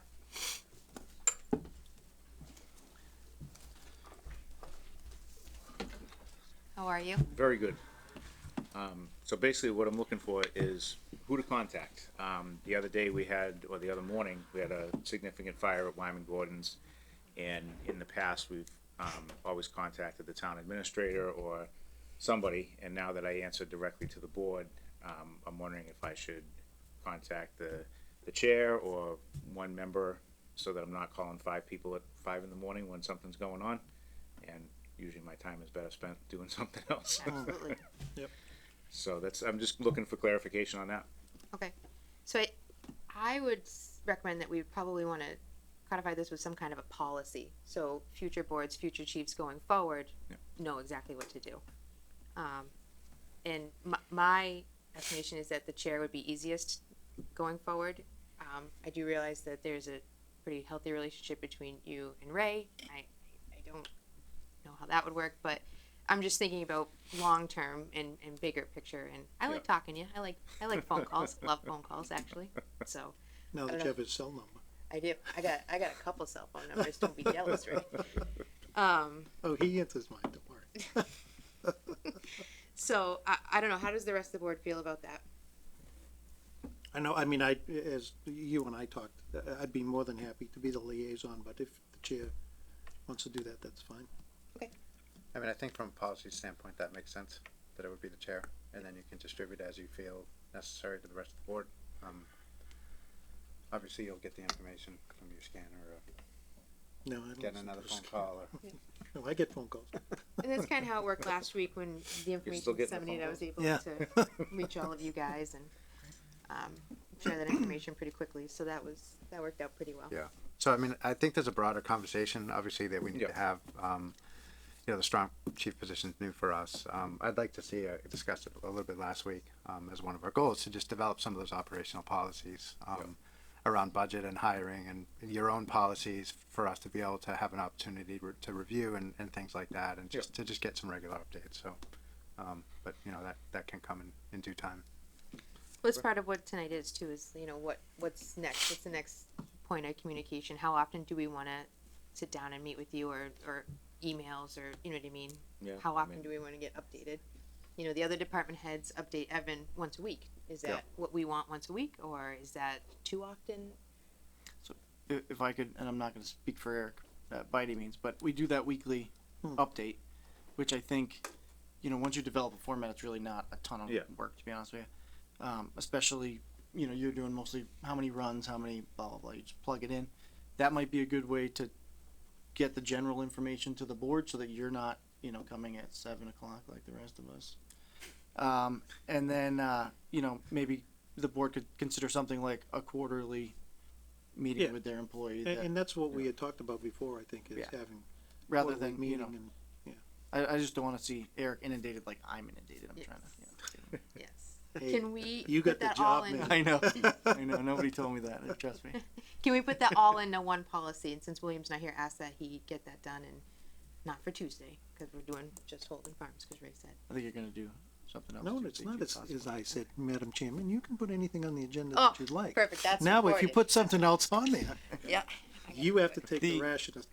Yeah, I mean, I think what we would prefer to do is work with the chief on drafting some kind of policy that we can then present to the board that would give you an idea of what we're seeing in other communities that have a chief that reports directly to the select board. Yep. And then, just go from there rather than overcomplicate the Perfect. whole thing. But I really, I feel strongly as well that, you know, if we're gonna, help the chief be successful, there needs to be a clear understanding of what the board expects. I agree. And I think a policy is good so that he knows that, you know, when the board changes, that Right. he knows who he's gonna deal Stability. with. Yeah. Yep. Absolutely. That works for you? Yeah, works for me. I think in the short term, if you can start thinking about what you would put into the weekly updates, I find those extremely valuable. You know, the fire department has not typically submitted information for those, but I do find them really, really useful. So if you can just start thinking about what kinds of information you'd be putting in there. Absolutely. Yeah, it's one of my primary tools for kind of plugging into what's happening. Yep. Day to day. Yeah, some departments write a quasi-novel. I just put bullet points, usually 4 to 6 bullet points, and that's the general what we're working on, and It's run from great there. for residents too. Yep. You know, obviously it's up on the town website, so residents can see exactly what's happening week to week within all the departments. So it's a great resource for people to see what's happening, and obviously you guys are doing a good job too, just getting things out on social media. So just keep that up. Do you have any other questions for us? I'm good. Awesome. Alright. All right. do we wanna, while Eric's here, just talk about the great job they did at Wyman Gordon and Yeah, just how, happy the board is with the performance? we're very happy. Great job. Thank you. Couldn't have done it without the team, so. Yep. That's all it is. That's not what he said when we met earlier, he said it was all him. But yeah. Said Paul will tell couldn't- you the same thing. Right, exactly. You didn't go down in the hole, did you? I did. You did? Oh, wow. I did. Me and Paul was there first, so he was in command, and I took operations inside. And then when I had enough, we went out and switched, and I took command of the scene, and he took care of operations, and everything worked out great, and mutual aid worked out great. The second alarm company, so Yeah. did Because really Paul well. and I went down there many years ago, Oh yeah, and it was Yeah. quite an experience. I think somebody, pardon me, but described it as the gates of hell. Yes. So. Absolutely. But Covered in grease. yeah, yeah, we're having our turnout gear professionally washed and evaluated to see if we can keep it in service or not and Good. stuff. So thankfully we all have spare gear. So It's a good reminder of why we need multiple sets of gear. oh, Yep. absolutely, Yeah. absolutely, yeah. Yeah. Well, thanks for a great job done. Yeah, Thank you. Have a good Hopefully night. there's not too many more. I know. Everybody went home. Yes, that's right. That's the key. Yep. Thank you. Thanks, Chief. So next up is select board rules of procedure, which we will be passing over. And next is select board upcoming meeting dates. So on August 2nd is National Night Out, and we were thinking about doing an AMA, but that just didn't come together. And I did start as saying that this is a bad idea. Turns out it was a bad idea, so we will not be doing that. So August 2nd, we will not be having a select board meeting, which means we should, the last 2 weeks of August, we were gonna be off, so maybe the second to last one, we'll have a meeting that day, and then just take the last week off, if that's okay with the board. Can you run that by me again? Mm-hmm. We're not having a meeting on the second, No, and we're not having a meeting the last 2 weeks. right, So we're because having a meeting August on has 5, so it was Ninth gonna and be, the 16th. right, so far, that's what we have scheduled, but since we're losing the second, we're gonna tack on one in the end of August. Do you guys ever preferred whether it's the second to last or last? The last is also the first day of school for anyone that's going back to school that day. I don't know if that matters. It does not matter to me, but They don't let me in anymore, so. probably for the best. I'd go second to last, but that's just me. Second to last. It's arbitrary. What is it? Is that the 23rd? 23rd. Okay. So the 23rd, Amory, do you have a preference, 23rd or 31st? I'll go with the 23rd as well. 23rd. 23rd okay for you Yeah, guys? it's fine with me. Yeah. All right, perfect. So we'll just update the schedule. We'll lose the second and add the 23rd. And then potentially post for next week as well, which was supposed to be off, but super short. Definitely remote if everybody's okay with that, to save that. All right. Madam Chair, Yes. so you skipped over ARPA and 173 Indeed. right of first refusal? We I didn't go back to mean, that yet? Yeah, we can So do can that. we take the right of first refusal out of order since we have members of the Yes. public here and I can't leave, so Yeah. do you want to put after? Yes, I apologize. I did keep cruising. So 173 and 183 Upton Street, right of first refusal. So we have Dave Robbins from Planning and Rob Aberg from the Grafton Land Trust that would like to come up and speak on this agenda item.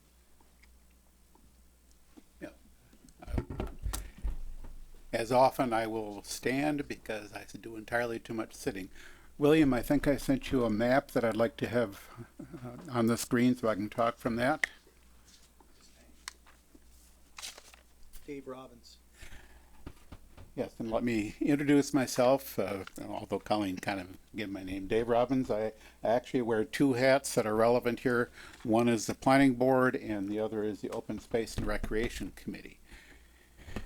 And the topic tonight is the right of first refusal on two parcels on Upton Street. For a little bit of background, what's on the screen, first of all, the lower right-hand corner is Silver Lake. The upper right-hand corner is Cider Mill Pond. The road running top to bottom is Upton Street, Route 140. And running across above the yellow shaded parcels is Stowe Road.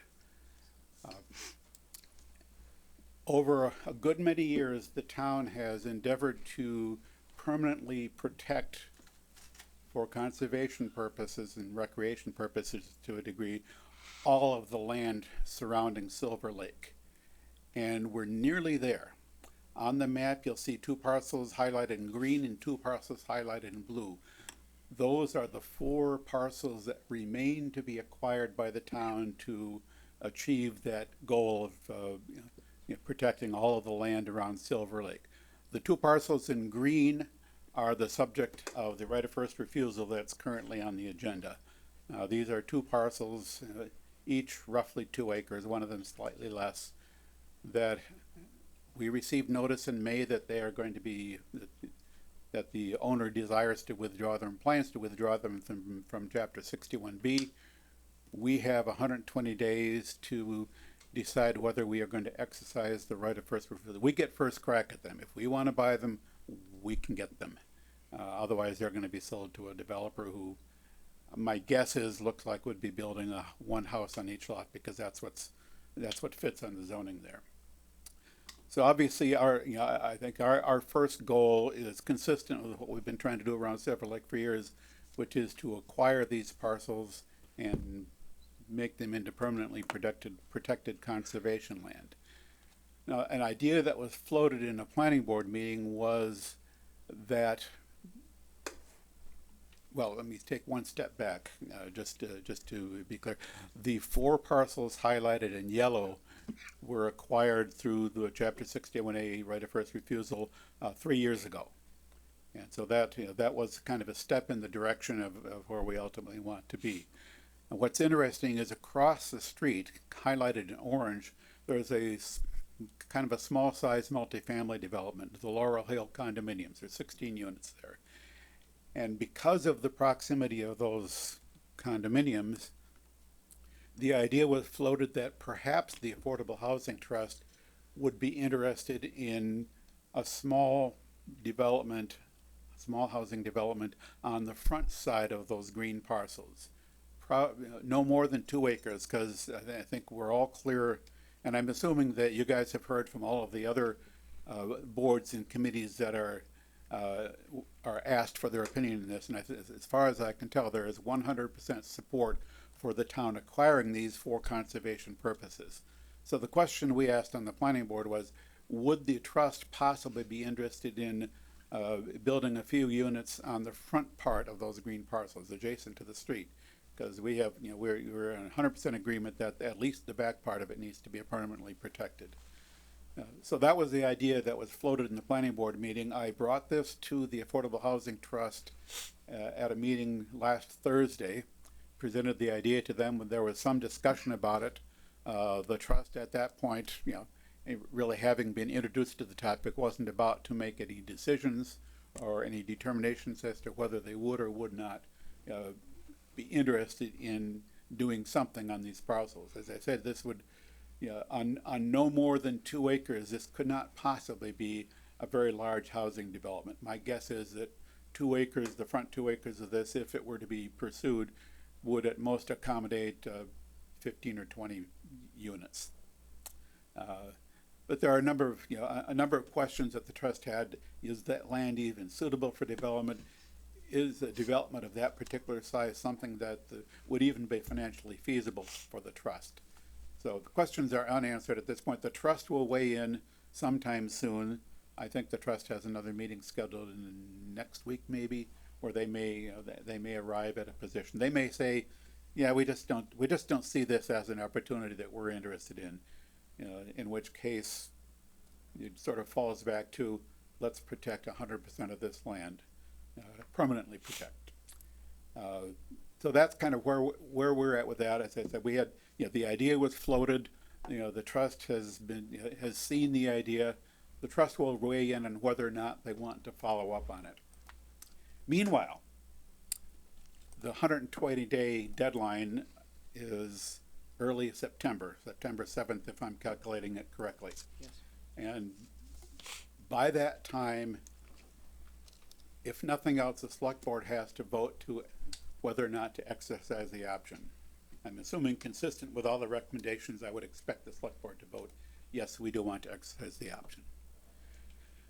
And then the question is, sort of following up on that, there's the question of financing it. Community Preservation Committee has indicated that there is sufficient CPA funds available to support the full cost, which by the way is $300,000.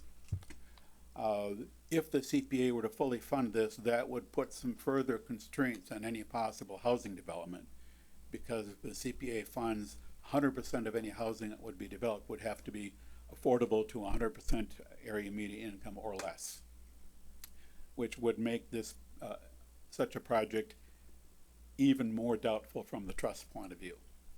So if, this is pure speculation at this point, but if we wanted to allow the trust some flexibility to consider doing something there, we would want to fund this in such a way that the funding wouldn't constrain the trust, which basically would mean half of it with CPA funds, half of it with unrestricted funds, if we wanted to go that way.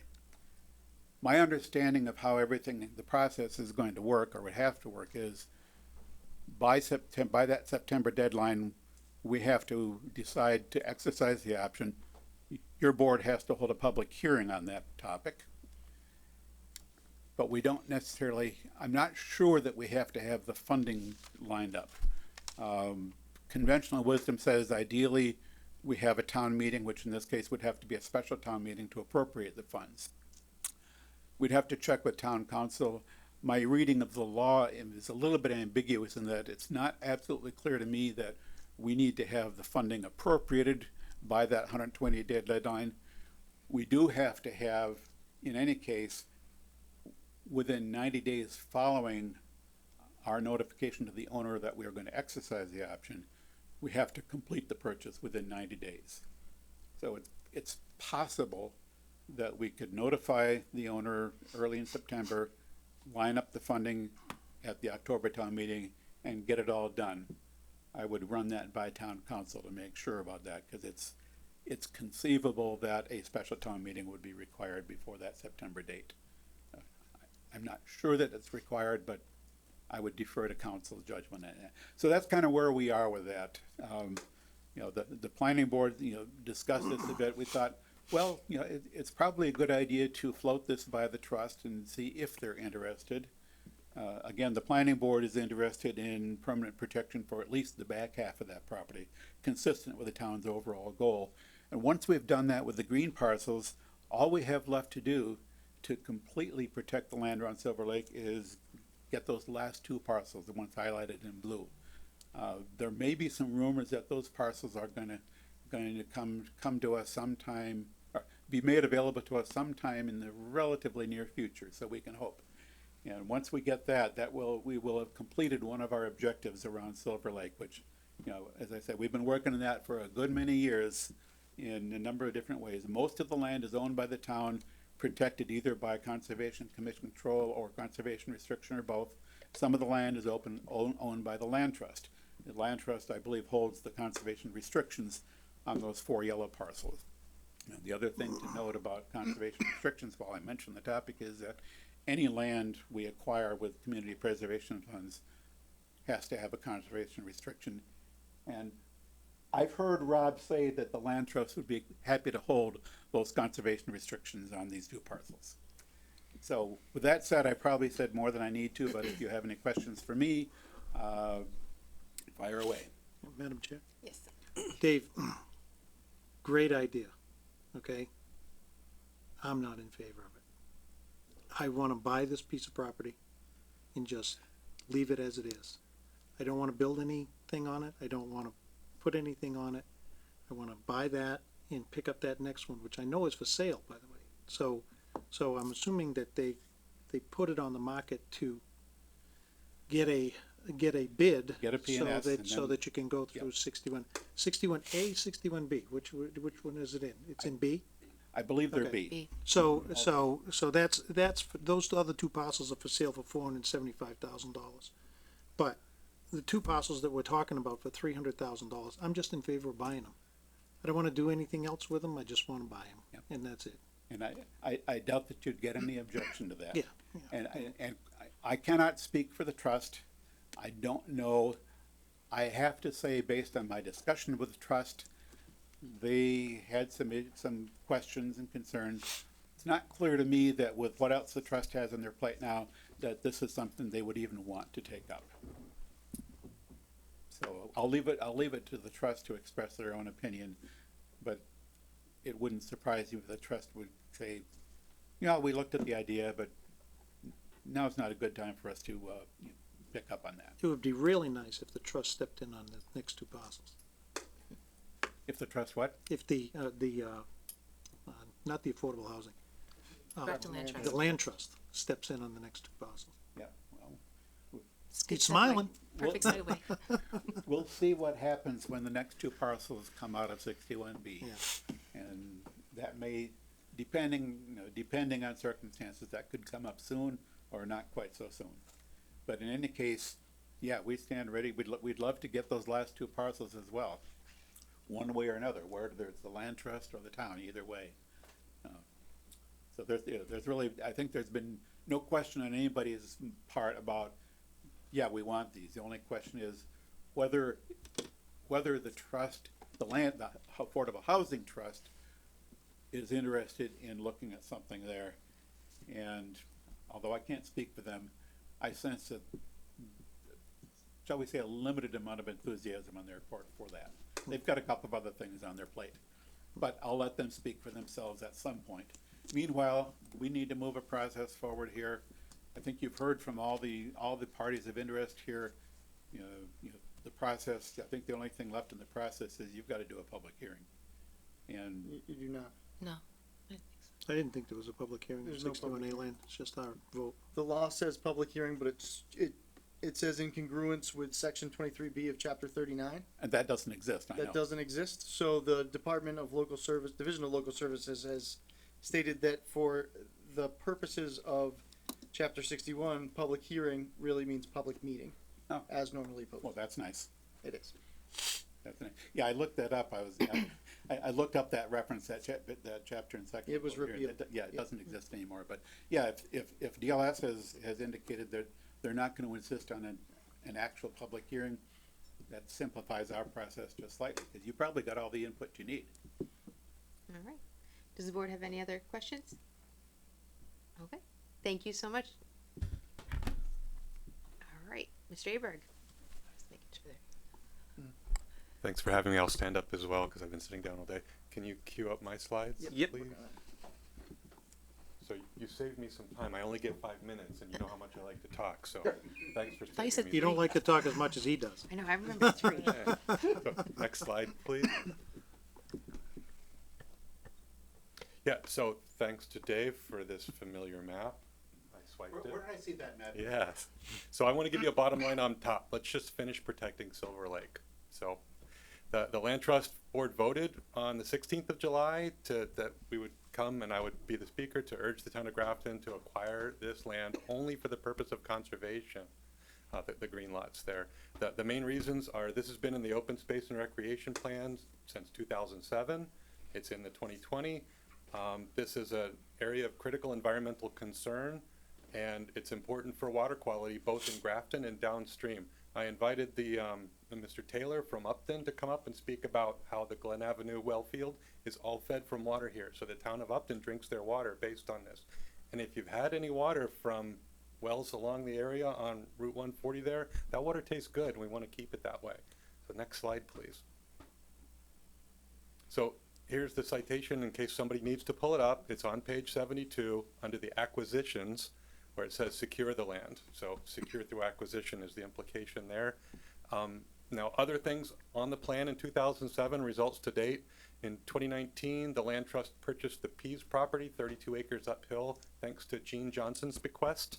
So she worked her whole life and gave money to Audubon and the land trust, and we used that money to buy land from Christie Pease to secure the uphill per the plan there. That was $500,000 from the land trust from private people. Then in 2019, at town meeting voted to purchase the 4 lots, the yellow ones we just saw. And then in 2020, the land trust applied for, paid all the legal expenses and fees to protect those 4 lots with a conservation restriction. And you can see the book and page of that conservation restriction. I had to do it myself and learn it. It's a pain in the neck to get one of those approved. It's a very thick packet. So next slide, please. There's the picture from 2007. If somebody wants to grab that in the future, you can grab that maybe for a town meeting warrant article to show people what they're buying. So secure the land along Silver Lake. That star is the green lots we're talking about. So very predictive, whoever placed the star in 2007. Next slide, please. Here's the 2020 open space and recreation plan that you wrangled us all to deliver our pieces. And so you can see item 6.4-B, and we're here now doing that. We want to secure that land. And this is page 104, the PDF listed as page 96 if you want to pull it out or just grab that. Next slide, please. Silver Lake is in an area of critical environmental concern. The document's on the website. It's linked there in the light yellow stuff. And I've highlighted all the already conserved parcels on this map. And that was done in 2000. The condos are from 1988, so the condos predate the declaration of area of critical environmental concern. It's a lovely document. Next page, please. So the highlights in red are all about protecting the water supply. So it's the summary of this red wording that you could read at your leisure is that it's important to conserve this area's water quality for drinking water and wildlife habitat. And if we don't do it right, we can have problems, which brings me to the next slide. So on the town GIS, you can see that these 2 lots are in a water resource protection area called an interim wellhead protection area. I didn't have time to find out from Grafton Water what that means, but it would be good to follow up. I think that piles on a little bit higher that these lots are part of a wellhead protection area, so we want to have water to drink in the future when we build things. Next slide. I think this is my last one. Yes. So there's a nice article in the Telegram and Gazette. I found the new link to it.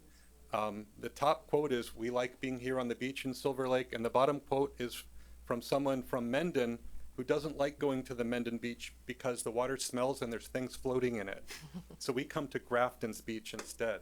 So I'd like to leave you with that thought that we don't want to wait till there's things floating in the water to say, uh-oh. Let's just keep it clean and conserve this land. Thank you. Thank you. Does anybody have any questions for Mr. Aberg? No, great, succinct presentation. Thank you. Madam Chair? Yes. I move that the Select Board vote to exercise the right of first refusal on the properties at 173 and 183 Upton Street and submit a warrant at an appropriate town meeting to purchase the lots for conservation to be funded by a CPA grant. Second. Motion made and seconded. Any discussion on the motion? So we did send this over to the Affordable Housing Trust about a month ago, and they did meet and talk about that. While we didn't hear official word back, it was a good, as Mr. Robbins said, and you're the rep as well. So when I watched that meeting, I didn't get the warms and fuzzies that you guys wanted to jump all over this. I would concur with the characterization that the sort of appetite was tepid. Okay. Didn't seem like an all-in. This is a great opportunity. Let's go do engineering and figure out if this is feasible. And and that sort of feeling. But I was on vacation, I didn't attend the meeting myself. Just in the way of input on these two particular lots, they are sort of shoreline lots. I would have some concerns individually on putting housing on those lots.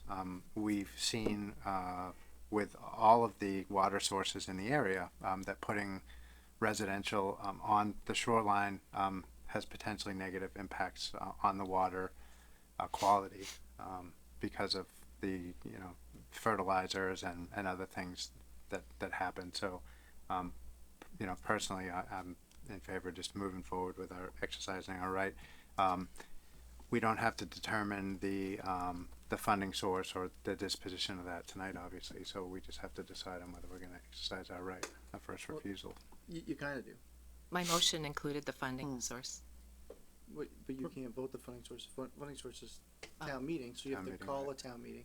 So a lot of steps in between where you're at, right? So, so you have 120 days to purchase the property.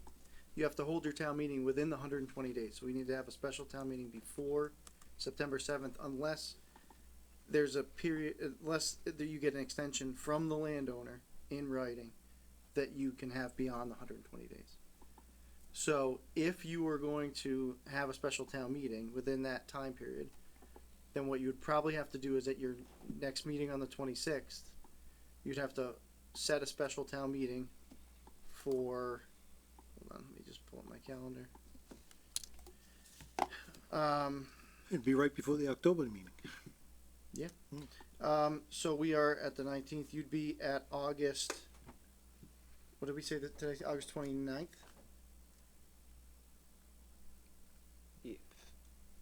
Yeah, because you've got the 26th. You have to advertise, has to be open 5 days. You'd then have to meet and close the town meeting, and then we'd have to post it. So the basic, the short of it is the 29th is the day you'd have to have it. So the motion as presented, is that okay, or do we need to modify it? Should we withdraw it and remake it? No, I think you can vote to exercise your right of first refusal, but just recognize that it's not, you just do that and then it goes. So we have a lot of other steps that And that's we need to line what up. I meant with submitting the warrant article at an appropriate town meeting, whether it be special or. It'll have to be a special. So that's what I meant by appropriate, I suppose, not just the regular town meeting. Gotcha. So I guess my question is, would it be beneficial to wait so that we can If you guys are use gonna, the if you're gonna October town exercise meeting? your right, I mean, I don't think it much matters at this point, right? Okay. You've had your public meeting, you've gotten your input from your boards. You can take Anne Marie's motion, you can vote that, but just recognize that sets in other wheels in motion that we're gonna have to move quickly to make sure that we stay on track. Okay. I would think that the sooner we get your right of first refusal, the better, because we've got to work with the landowner. We've got to make sure CPC has time to meet and vote. They've got to get a warrant article to so there's some moving parts to that we want to get moving here. And there is a chance the landowner could grant us an extension, correct? Yes, but we haven't had that conversation at all. So I'm hesitant to say that we would be able to do that. And if No. that happened, then Right, then but that changes things too if that happens. it does. Yes, correct. Okay. All right. And I wanted to just circle back to the Affordable Housing Trust real quick, because I just wanted to add on that while it didn't necessarily work out this time, it was part of our goals that when these pieces of property come up to kind of loop them in, and I think it was a great exercise that we did just that, where before they had felt like that might not have been happening. So while we didn't get an official response back from them, I do think it's a good sign that we're doing that moving forward. That's all I wanted to say about that. Yeah, it gets me thinking a little bit about the next two parcels. So just trying to make sure that as those come up, it sounds like they may come up fairly soon, that we can, move at as quickly as possible to just get that over there, so that hopefully they have a little bit more time to consider. But yeah, absolutely.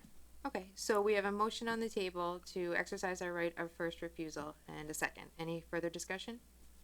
Okay, all those in favor? Aye. Aye. Opposed? Hearing none, declare the motion carried. Is there any additional motions you need from us tonight in regards to this? No, you'll definitely need to meet on the 26th, then we'll have to work on that agenda Okay, for opening warrant, setting the town meeting date. Unless we can get an extension and then move it to the Between October now town and next meeting. Tuesday. Yep.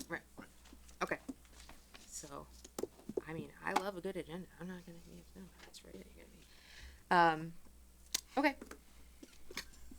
So we are done with this and we can move on to the ARPA committee recommendations for expenditure. Yep, thank you. Will, can you throw that up for me?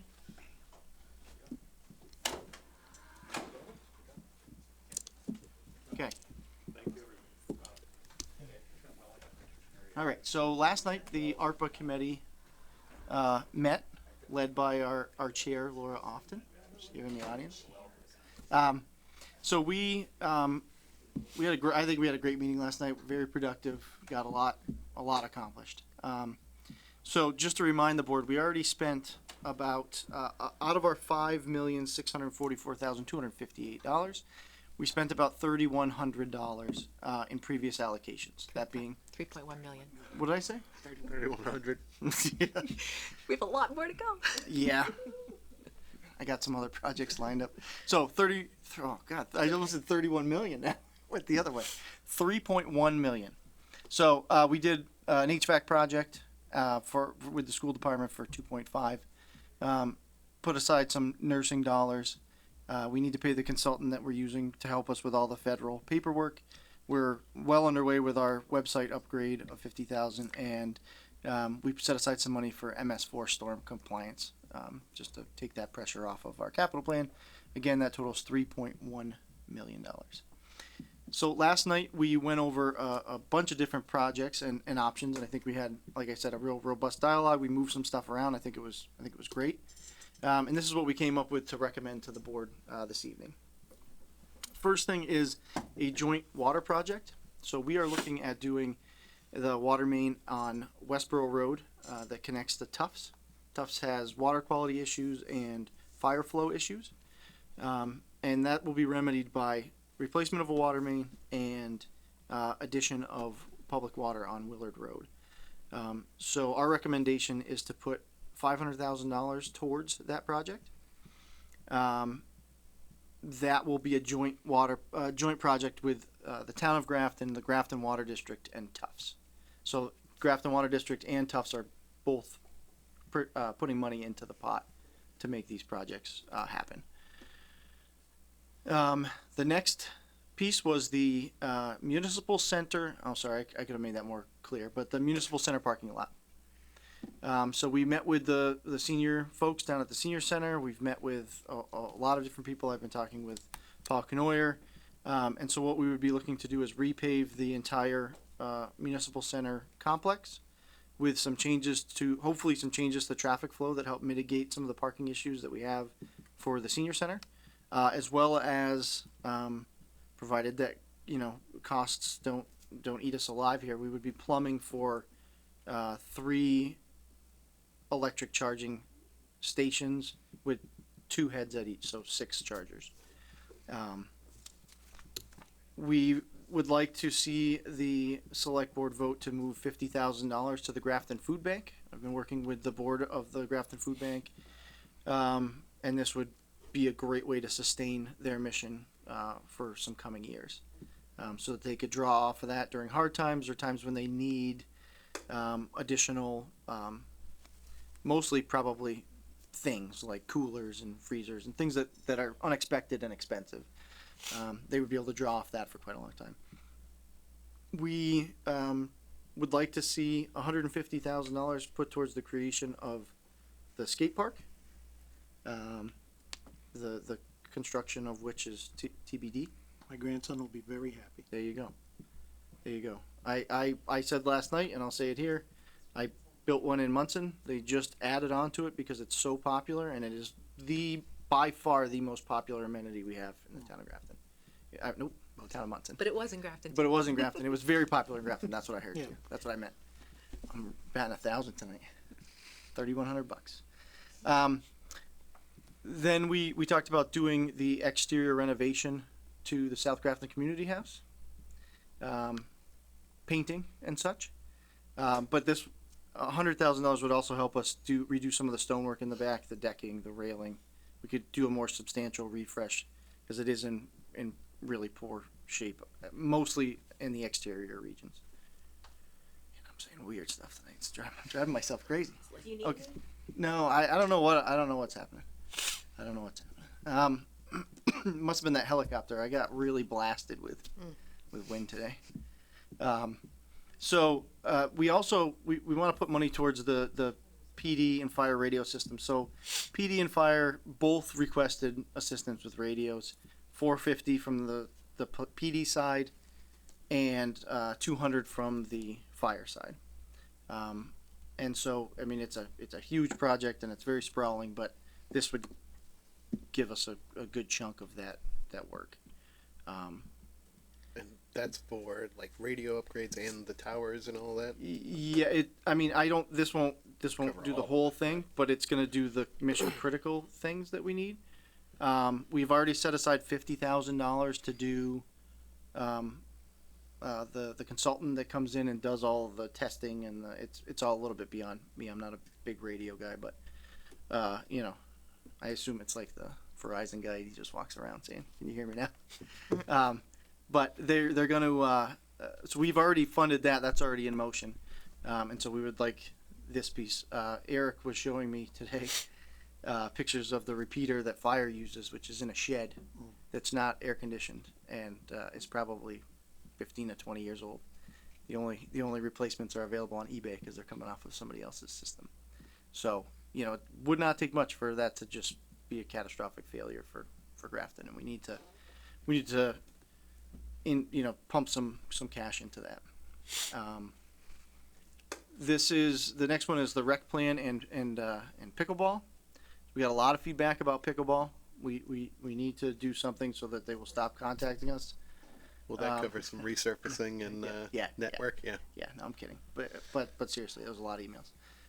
So the rec plan is Rec's been trying to develop this plan where they would be able to look at the parks we have, communicate with the people around the parks as to what they want to see in their neighborhoods, and then come up with basically a hierarchy of need of what's going in what order and where. And so that they can then prioritize their funding and start knocking some of this stuff out. So we put those two together, and so the study will take up a portion of that, and then at the rec commission's discretion, the delta of that can be put towards resurfacing pickleball and some other, I don't know, pickleball stuff. I'm not a big pickleball guy. They need a Windscreen. permanent net. Windscreen? Yeah. What? Permanent net. So there's back and forth on that. I'm not going to get into it right now because I don't know what I'm talking about. But I've seen different opinions on that. Okay. So TBD, pickle people can give their input into that. We decided we hang $100,000 for economic development, and what we mean by that is that the planning department has a whole bunch of stuff that came out of that LRRP, and so what we'd like to do is give them a budget of $100,000 and say, do your wish list and your prioritize that to get as much bang for our buck as we can get out of $100,000. And then we decided to do $750,000 or $750,000 in sidewalks. Sidewalks was by far the most requested thing in the study. Sidewalk money does not go very far, right? So we talked about the last sidewalk project we did was about $800,000 and it got us about a mile. And so Chief Emeritus Canoyer last night was saying that he thought that the best way to spend this money would be to go away from North Street School if you're heading up away from the Common. But I think that would, and I think he would agree, we need some vetting as to the most bang for our buck as far as sidewalks go, because that money it gets eaten up really fast with sidewalks, especially ones where you have to do easements, takings, pole moving, so that we've really got to calculate where we're going to get the most sidewalk for our dollar here, and also in the areas that are most in need, which he thought, around the schools with kids walking and people leaving that area, that it would be that might be a good fit. So I would suggest that the board would approve this list and that, we would, give the departments that have the expertise in these areas the appropriate leeway to determine how to, where the sidewalk's going. Come back to you and give you updates on that, and you can certainly give feedback and weigh in on those, but I'd like to let people run with some of this stuff, because they Paul Canoyer knows more about sidewalks, I'm sure, than all of us put together. I have a quick question about the math I'm looking at up here. What's that? So, like the first two are $1 million, so the balance should be 1.6 when we get to the food bank. Yeah. So I don't think we have enough money Hold for on, all of these projects. 3 point. We don't. Uh-oh. Okay, hold on a second.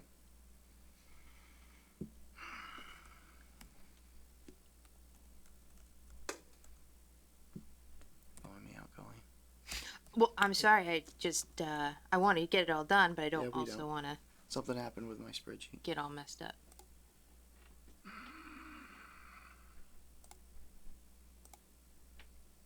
Don't we though? If So you're it's- starting at No. 3.1 and Nope. then you subtract the No, 500. see the and- balance. No, something Oh, happened with oh. my And then spreadsheet you right here. first top is like $1 million, so it should be 1.6 next to the 50,000, but it's not. So we're like off like 300. Because I also was looking at the final total ends in 258, and nobody Yep, does yep, that yep, anywhere. That's what threw me. So there's something wrong with my spreadsheet, and we did not catch that when we were doing our meeting last night. No, No, it wasn't like that last night. I think it was. We talked about balances a lot with Mary. Yeah, it's 3.9. So you're saying That is- row No, 13? I think it works. Row 15, right? If we start at 2.6 million, No. No, You're starting at 3.1. yeah, this And you're math minus subtracting 500 minus from that. 500, so you get down to 2.1 by line, whatever that is. No, I see. Well, That's okay, going if I add up all of those, That's I not get right. 2.9. you don't start from the 200,000 lot. you don't start from the 3.1 in row 13. You subtract from the 2.5. You subtract 500 from that. From the so 3 yeah. point, our first 500 came off the 3.1. 3.1 is what's allocated. We already spent that, so we don't have 3.1 to spend. We have 2.5 to spend. That's right.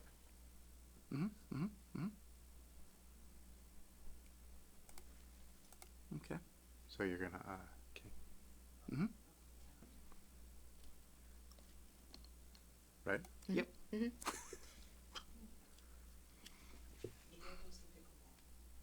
Oh. All right. Well, I'm gonna have to come back. Okay. Okay. Apologize. All right. So want to do some policies real quick? Can we just not talk just you, about that a 'cause little bit though? Oh, all right. Yeah. Do whatever the board wants to do. We're already on it. So do we like those recommendations? Oh, but we can't.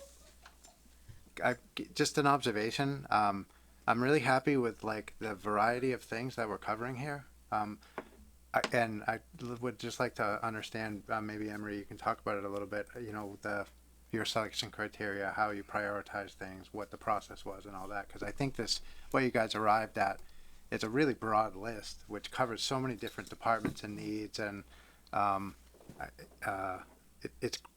really like the variety that I see and the number of things that are covered and the amount of people that will benefit from the money. So Yeah, thank you. Well, we started, Evan reached out to all the department heads, and so we had a master list from everyone across the board, just kind of throw everything at us, go for it, your wish list, right? So it was fairly elaborate. We've had a lot of lists over the since last year. And then that started to get tapered down a little bit. First, Evan also got input from the departments. Okay, now let's see, what do you really want? So we kind of, on that end, had that list kind of getting smaller or more, I shouldn't say smaller, but, more succinct. And then we did the survey, which ended up with over 700 responses, which from my understanding is a really great response rate, particularly for a town of our size. And the consultants reviewed that and kind of made it into pies and whatnot. But there were some clear things that shone through via the survey. And so I think that last night and over the last actually couple of meetings, we really hashed that out in terms of looking at the survey, looking at the departments. And then last night, Evan kind of came with a kind of a broad list that we started from. And then with input from everyone on the team, we, came up with this. And so I thank you for commending us on that, because I think we also felt last night that we addressed kind of a broad swath of people from, there was a lot of things on the survey relative to teens. There were some skate park issues, but teen center, teen this, that kind of that catchment, and then all the way up to seniors, right, in terms of the parking and whatnot. So it was a really good committee, and it came out well at the end, and Evan was a good leader. I think it's great. I think, Well, and we all, and I'm sorry, just to interject, because I think we had these numbers last night, so it wasn't just you. Yeah. All right. We all didn't see it. one of the other things I really like about this is that several of the items on here are directly from community input. Absolutely. And I really commend the people that, I know it was challenging a little bit with all the emails around pickleball, but that's what we want to see. And I think it was phenomenal that, a community of people advocated so consistently and strongly for a particular thing. And here we have it, proposed in a funding plan, and that's just fantastic. That goes for the skate park, with all of the input around teen activities, the rec plan and pickleball, the sidewalks was something. We've got so many emails in addition to what you guys got from the surveys. We got all the emails from the middle schoolers, and a lot of them, said that sidewalks for them were an issue. So, sidewalks has been one of the things that we identified as a board to try to tackle, but actually identifying the funding and securing the funding for that, it is really challenging. So I'm really happy they were able to do that, as well as the municipal center. So a lot of us were up at the Council on Aging, up at the senior center, and we got a lot of very direct input from the seniors that they need it. They've been asking for this for 10 years to address the parking situation up there. So I'm really pleased with how well this reflects a lot of the community input that we've gotten. So well done. And I feel like the survey was really helpful. I mean, I was on this committee before I even entertained the notion of running for select board, but it's really helped me to see those survey results. It was great that people participated to the level that they did, and now we have that information. Totally. So, there's $350,000 that we have to trim from this wish list, it looks like, if I had to guess. So I'd like to take it back to the ARPA committee. We can do maybe just a quick remote meeting. I have a plan, but, we need to go back and get the recommendation cleaned up by the group. Okay. All right, sounds good. Okay. Anybody have any other questions or comments on this? Okay. Policy? Sure. Which one would you like to do first? Let's do the severe weather closing policy. Fantastic.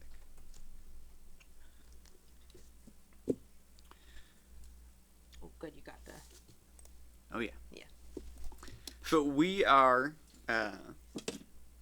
reaching a point in our policy review where the only things we have left are light lifting policies and extremely heavy lifting policies.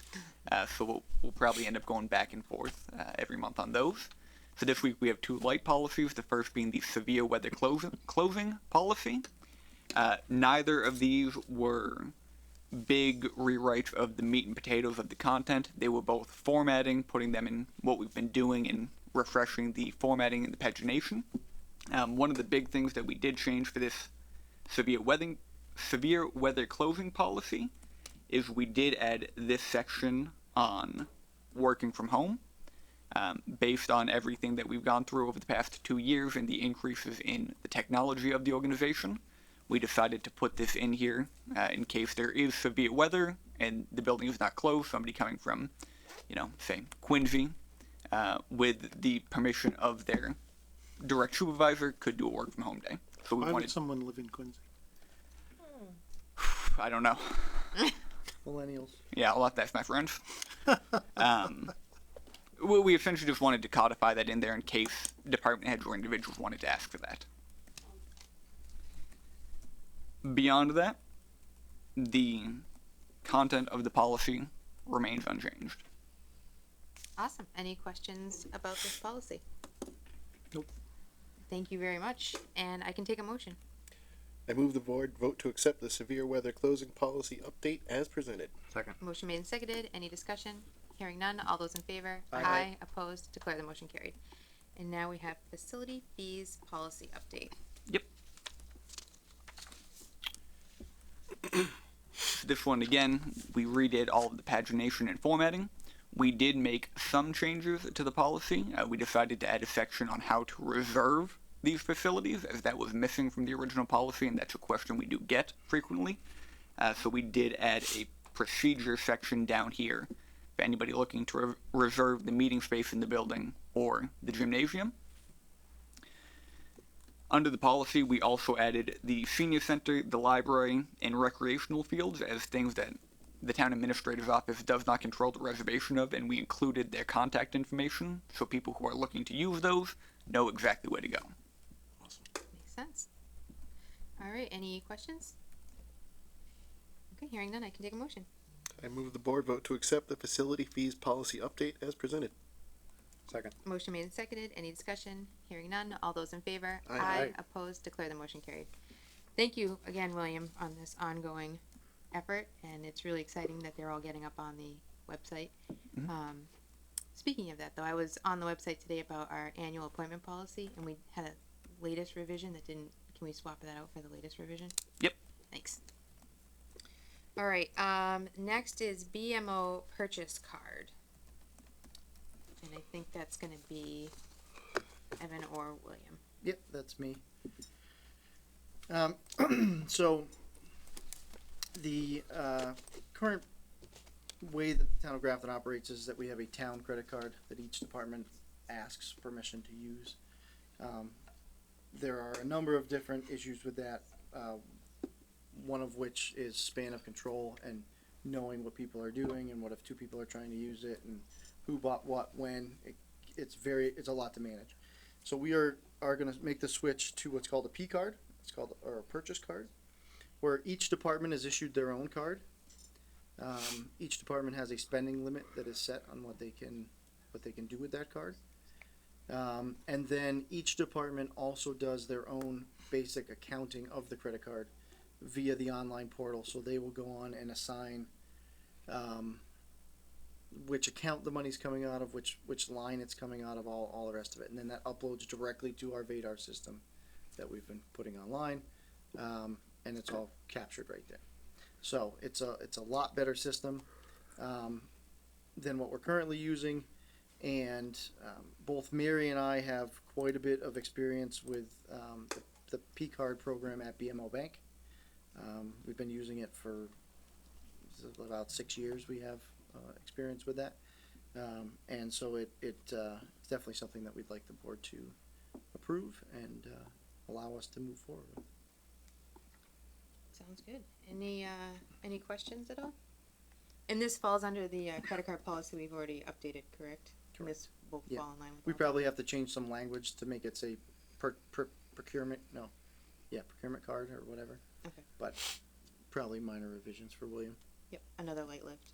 Yeah. Should have waited to do that one. Okay.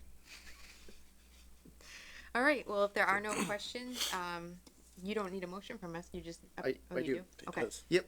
They wrote it up for us. I missed that appreciate it. page. I apologize.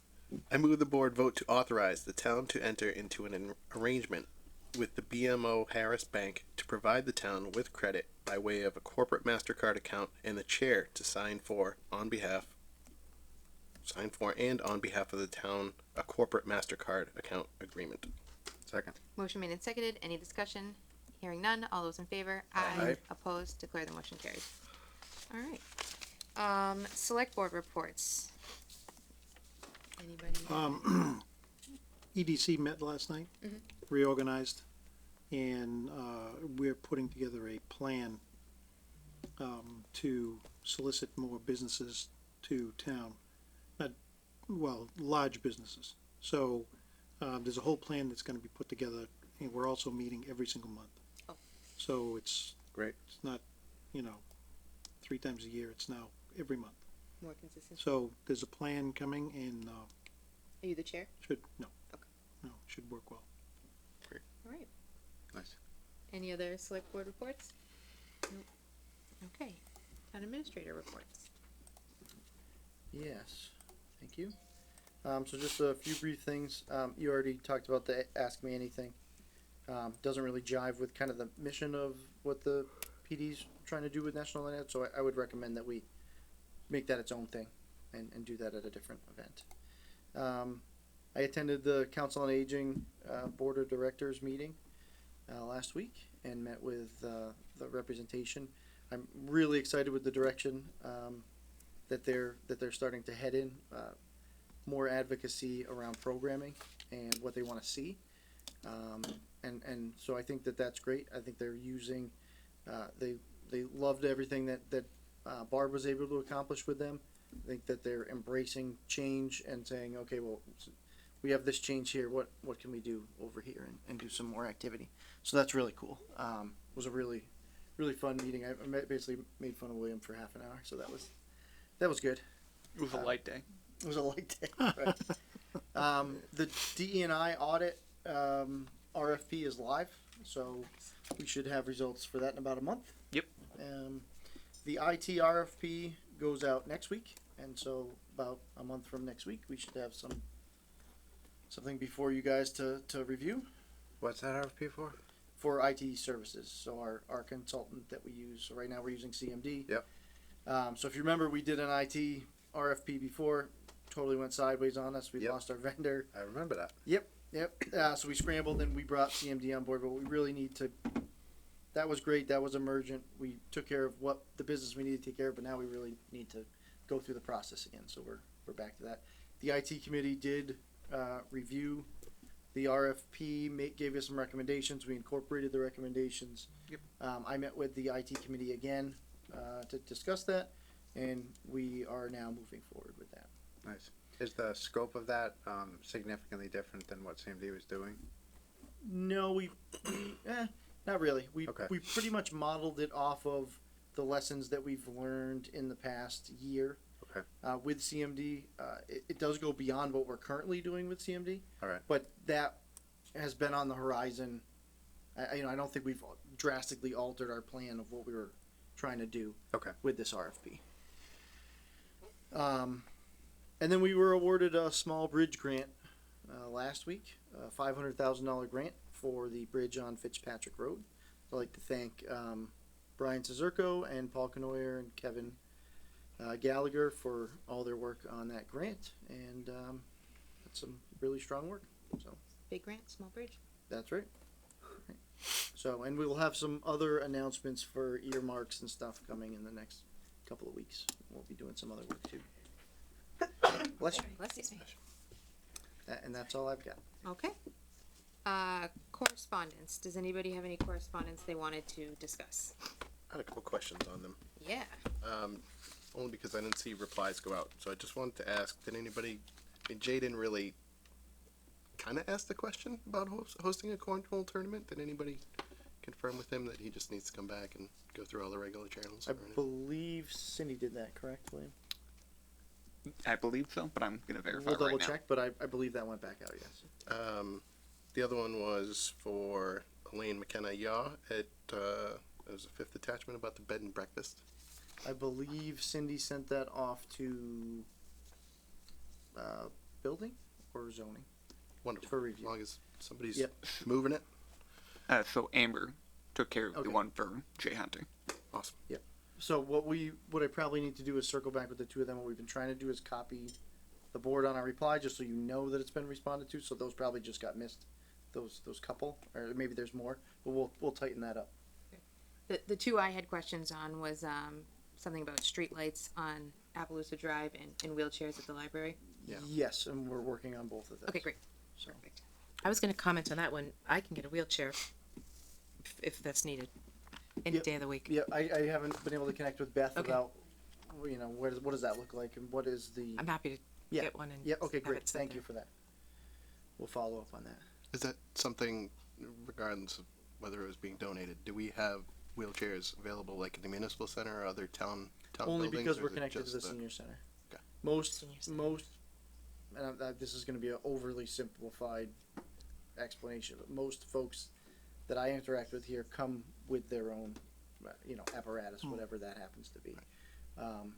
So this was a little different for us as far as we didn't really realize that was something that we need, which is great that somebody's brought that to our attention. I just have to, Beth and I meet bi-weekly and we have not met since then, so I just put it on my list of things to go over. So Awesome. I will circle back with all of you after that. Now that, the one about the permanent nets is not in here, so should I wait? The permanent what? That must be something that we got subsequent to when this, about the permanent nets on the pickleball court, someone down Oh there yeah, brought that up? that'll be in the Okay. next packet, yeah. All right. I'll wait. It's very fun. All right, any other questions about correspondence? Nope. Okay, so we don't have any resignations, and I will open it up to public comment, if anybody has public comment in person or on Zoom. Ms. Marr? Hi, Hi. Amy Marr, 36 Ferry Street, South Grafton. Thank you for allowing me to speak tonight. I don't know what happened with the election worker appointments, but I hope that even though that was on the agenda, you'll allow me to say my piece. Is that okay? We did pass over it, if that You did, right. changes. So Okay. is it still okay that I talk about it? Because it was on the agenda. Sure. Okay. So, in addition to being on the school committee, I've been an election worker since 2019. I did not work any election for which I was on the ballot. And while I can't speak for any of my colleagues as election workers, I stand here to voice concerns regarding the potential appointment of Danielle Decker as an election worker. It is clear from her social media presence and other interactions I've had with her that she does not support the legitimacy of the results of the 2020 presidential election. She has posted in support of the insurrection and believes that January 6th should be a national holiday, supplanting Patriots' Day, which we celebrate on 9/11. I don't think it is appropriate for the town to employ election workers who do not believe that 2020 was a free and fair election, or who would seek to reward and applaud those who attacked our nation's capital in an effort to overturn those results, threaten our congressmen and women, and even threaten the life of the vice president. This is not an issue of left or right. I'm unenrolled, as is most of the town. Somebody pointed that out tonight. This is an issue of extremism and not partisan politics. I know plenty of Republicans, and I am friends with them, who are accepting the 2020 results, and they are embarrassed by the events of January 6th. There is no place for this type of attitude in our election process, and I do not trust her to be fair or impartial in that process. I realize we are understaffed for election workers. We are not so desperate that this individual should be appointed to play an official role in our elections. Thank you. Anybody on Zoom? There are no hands on Zoom. Okay. And we have a set of meeting minutes for July 12th. I move the board vote to approve the meeting minutes for July 12th as written. Second. Motion made and seconded. Any discussion? Hearing none. All those in favor? Aye. I Opposed? abstain. Okay, Ray abstains. And declare the motion carried. All right, and we don't have any reason to go in executive session, so I can take a motion to adjourn. So moved. All those Second. in favor? Aye. Aye. Aye. Opposed? Declare the motion carried. I jumped on that one. I was ready to go. All right. Good night, everybody.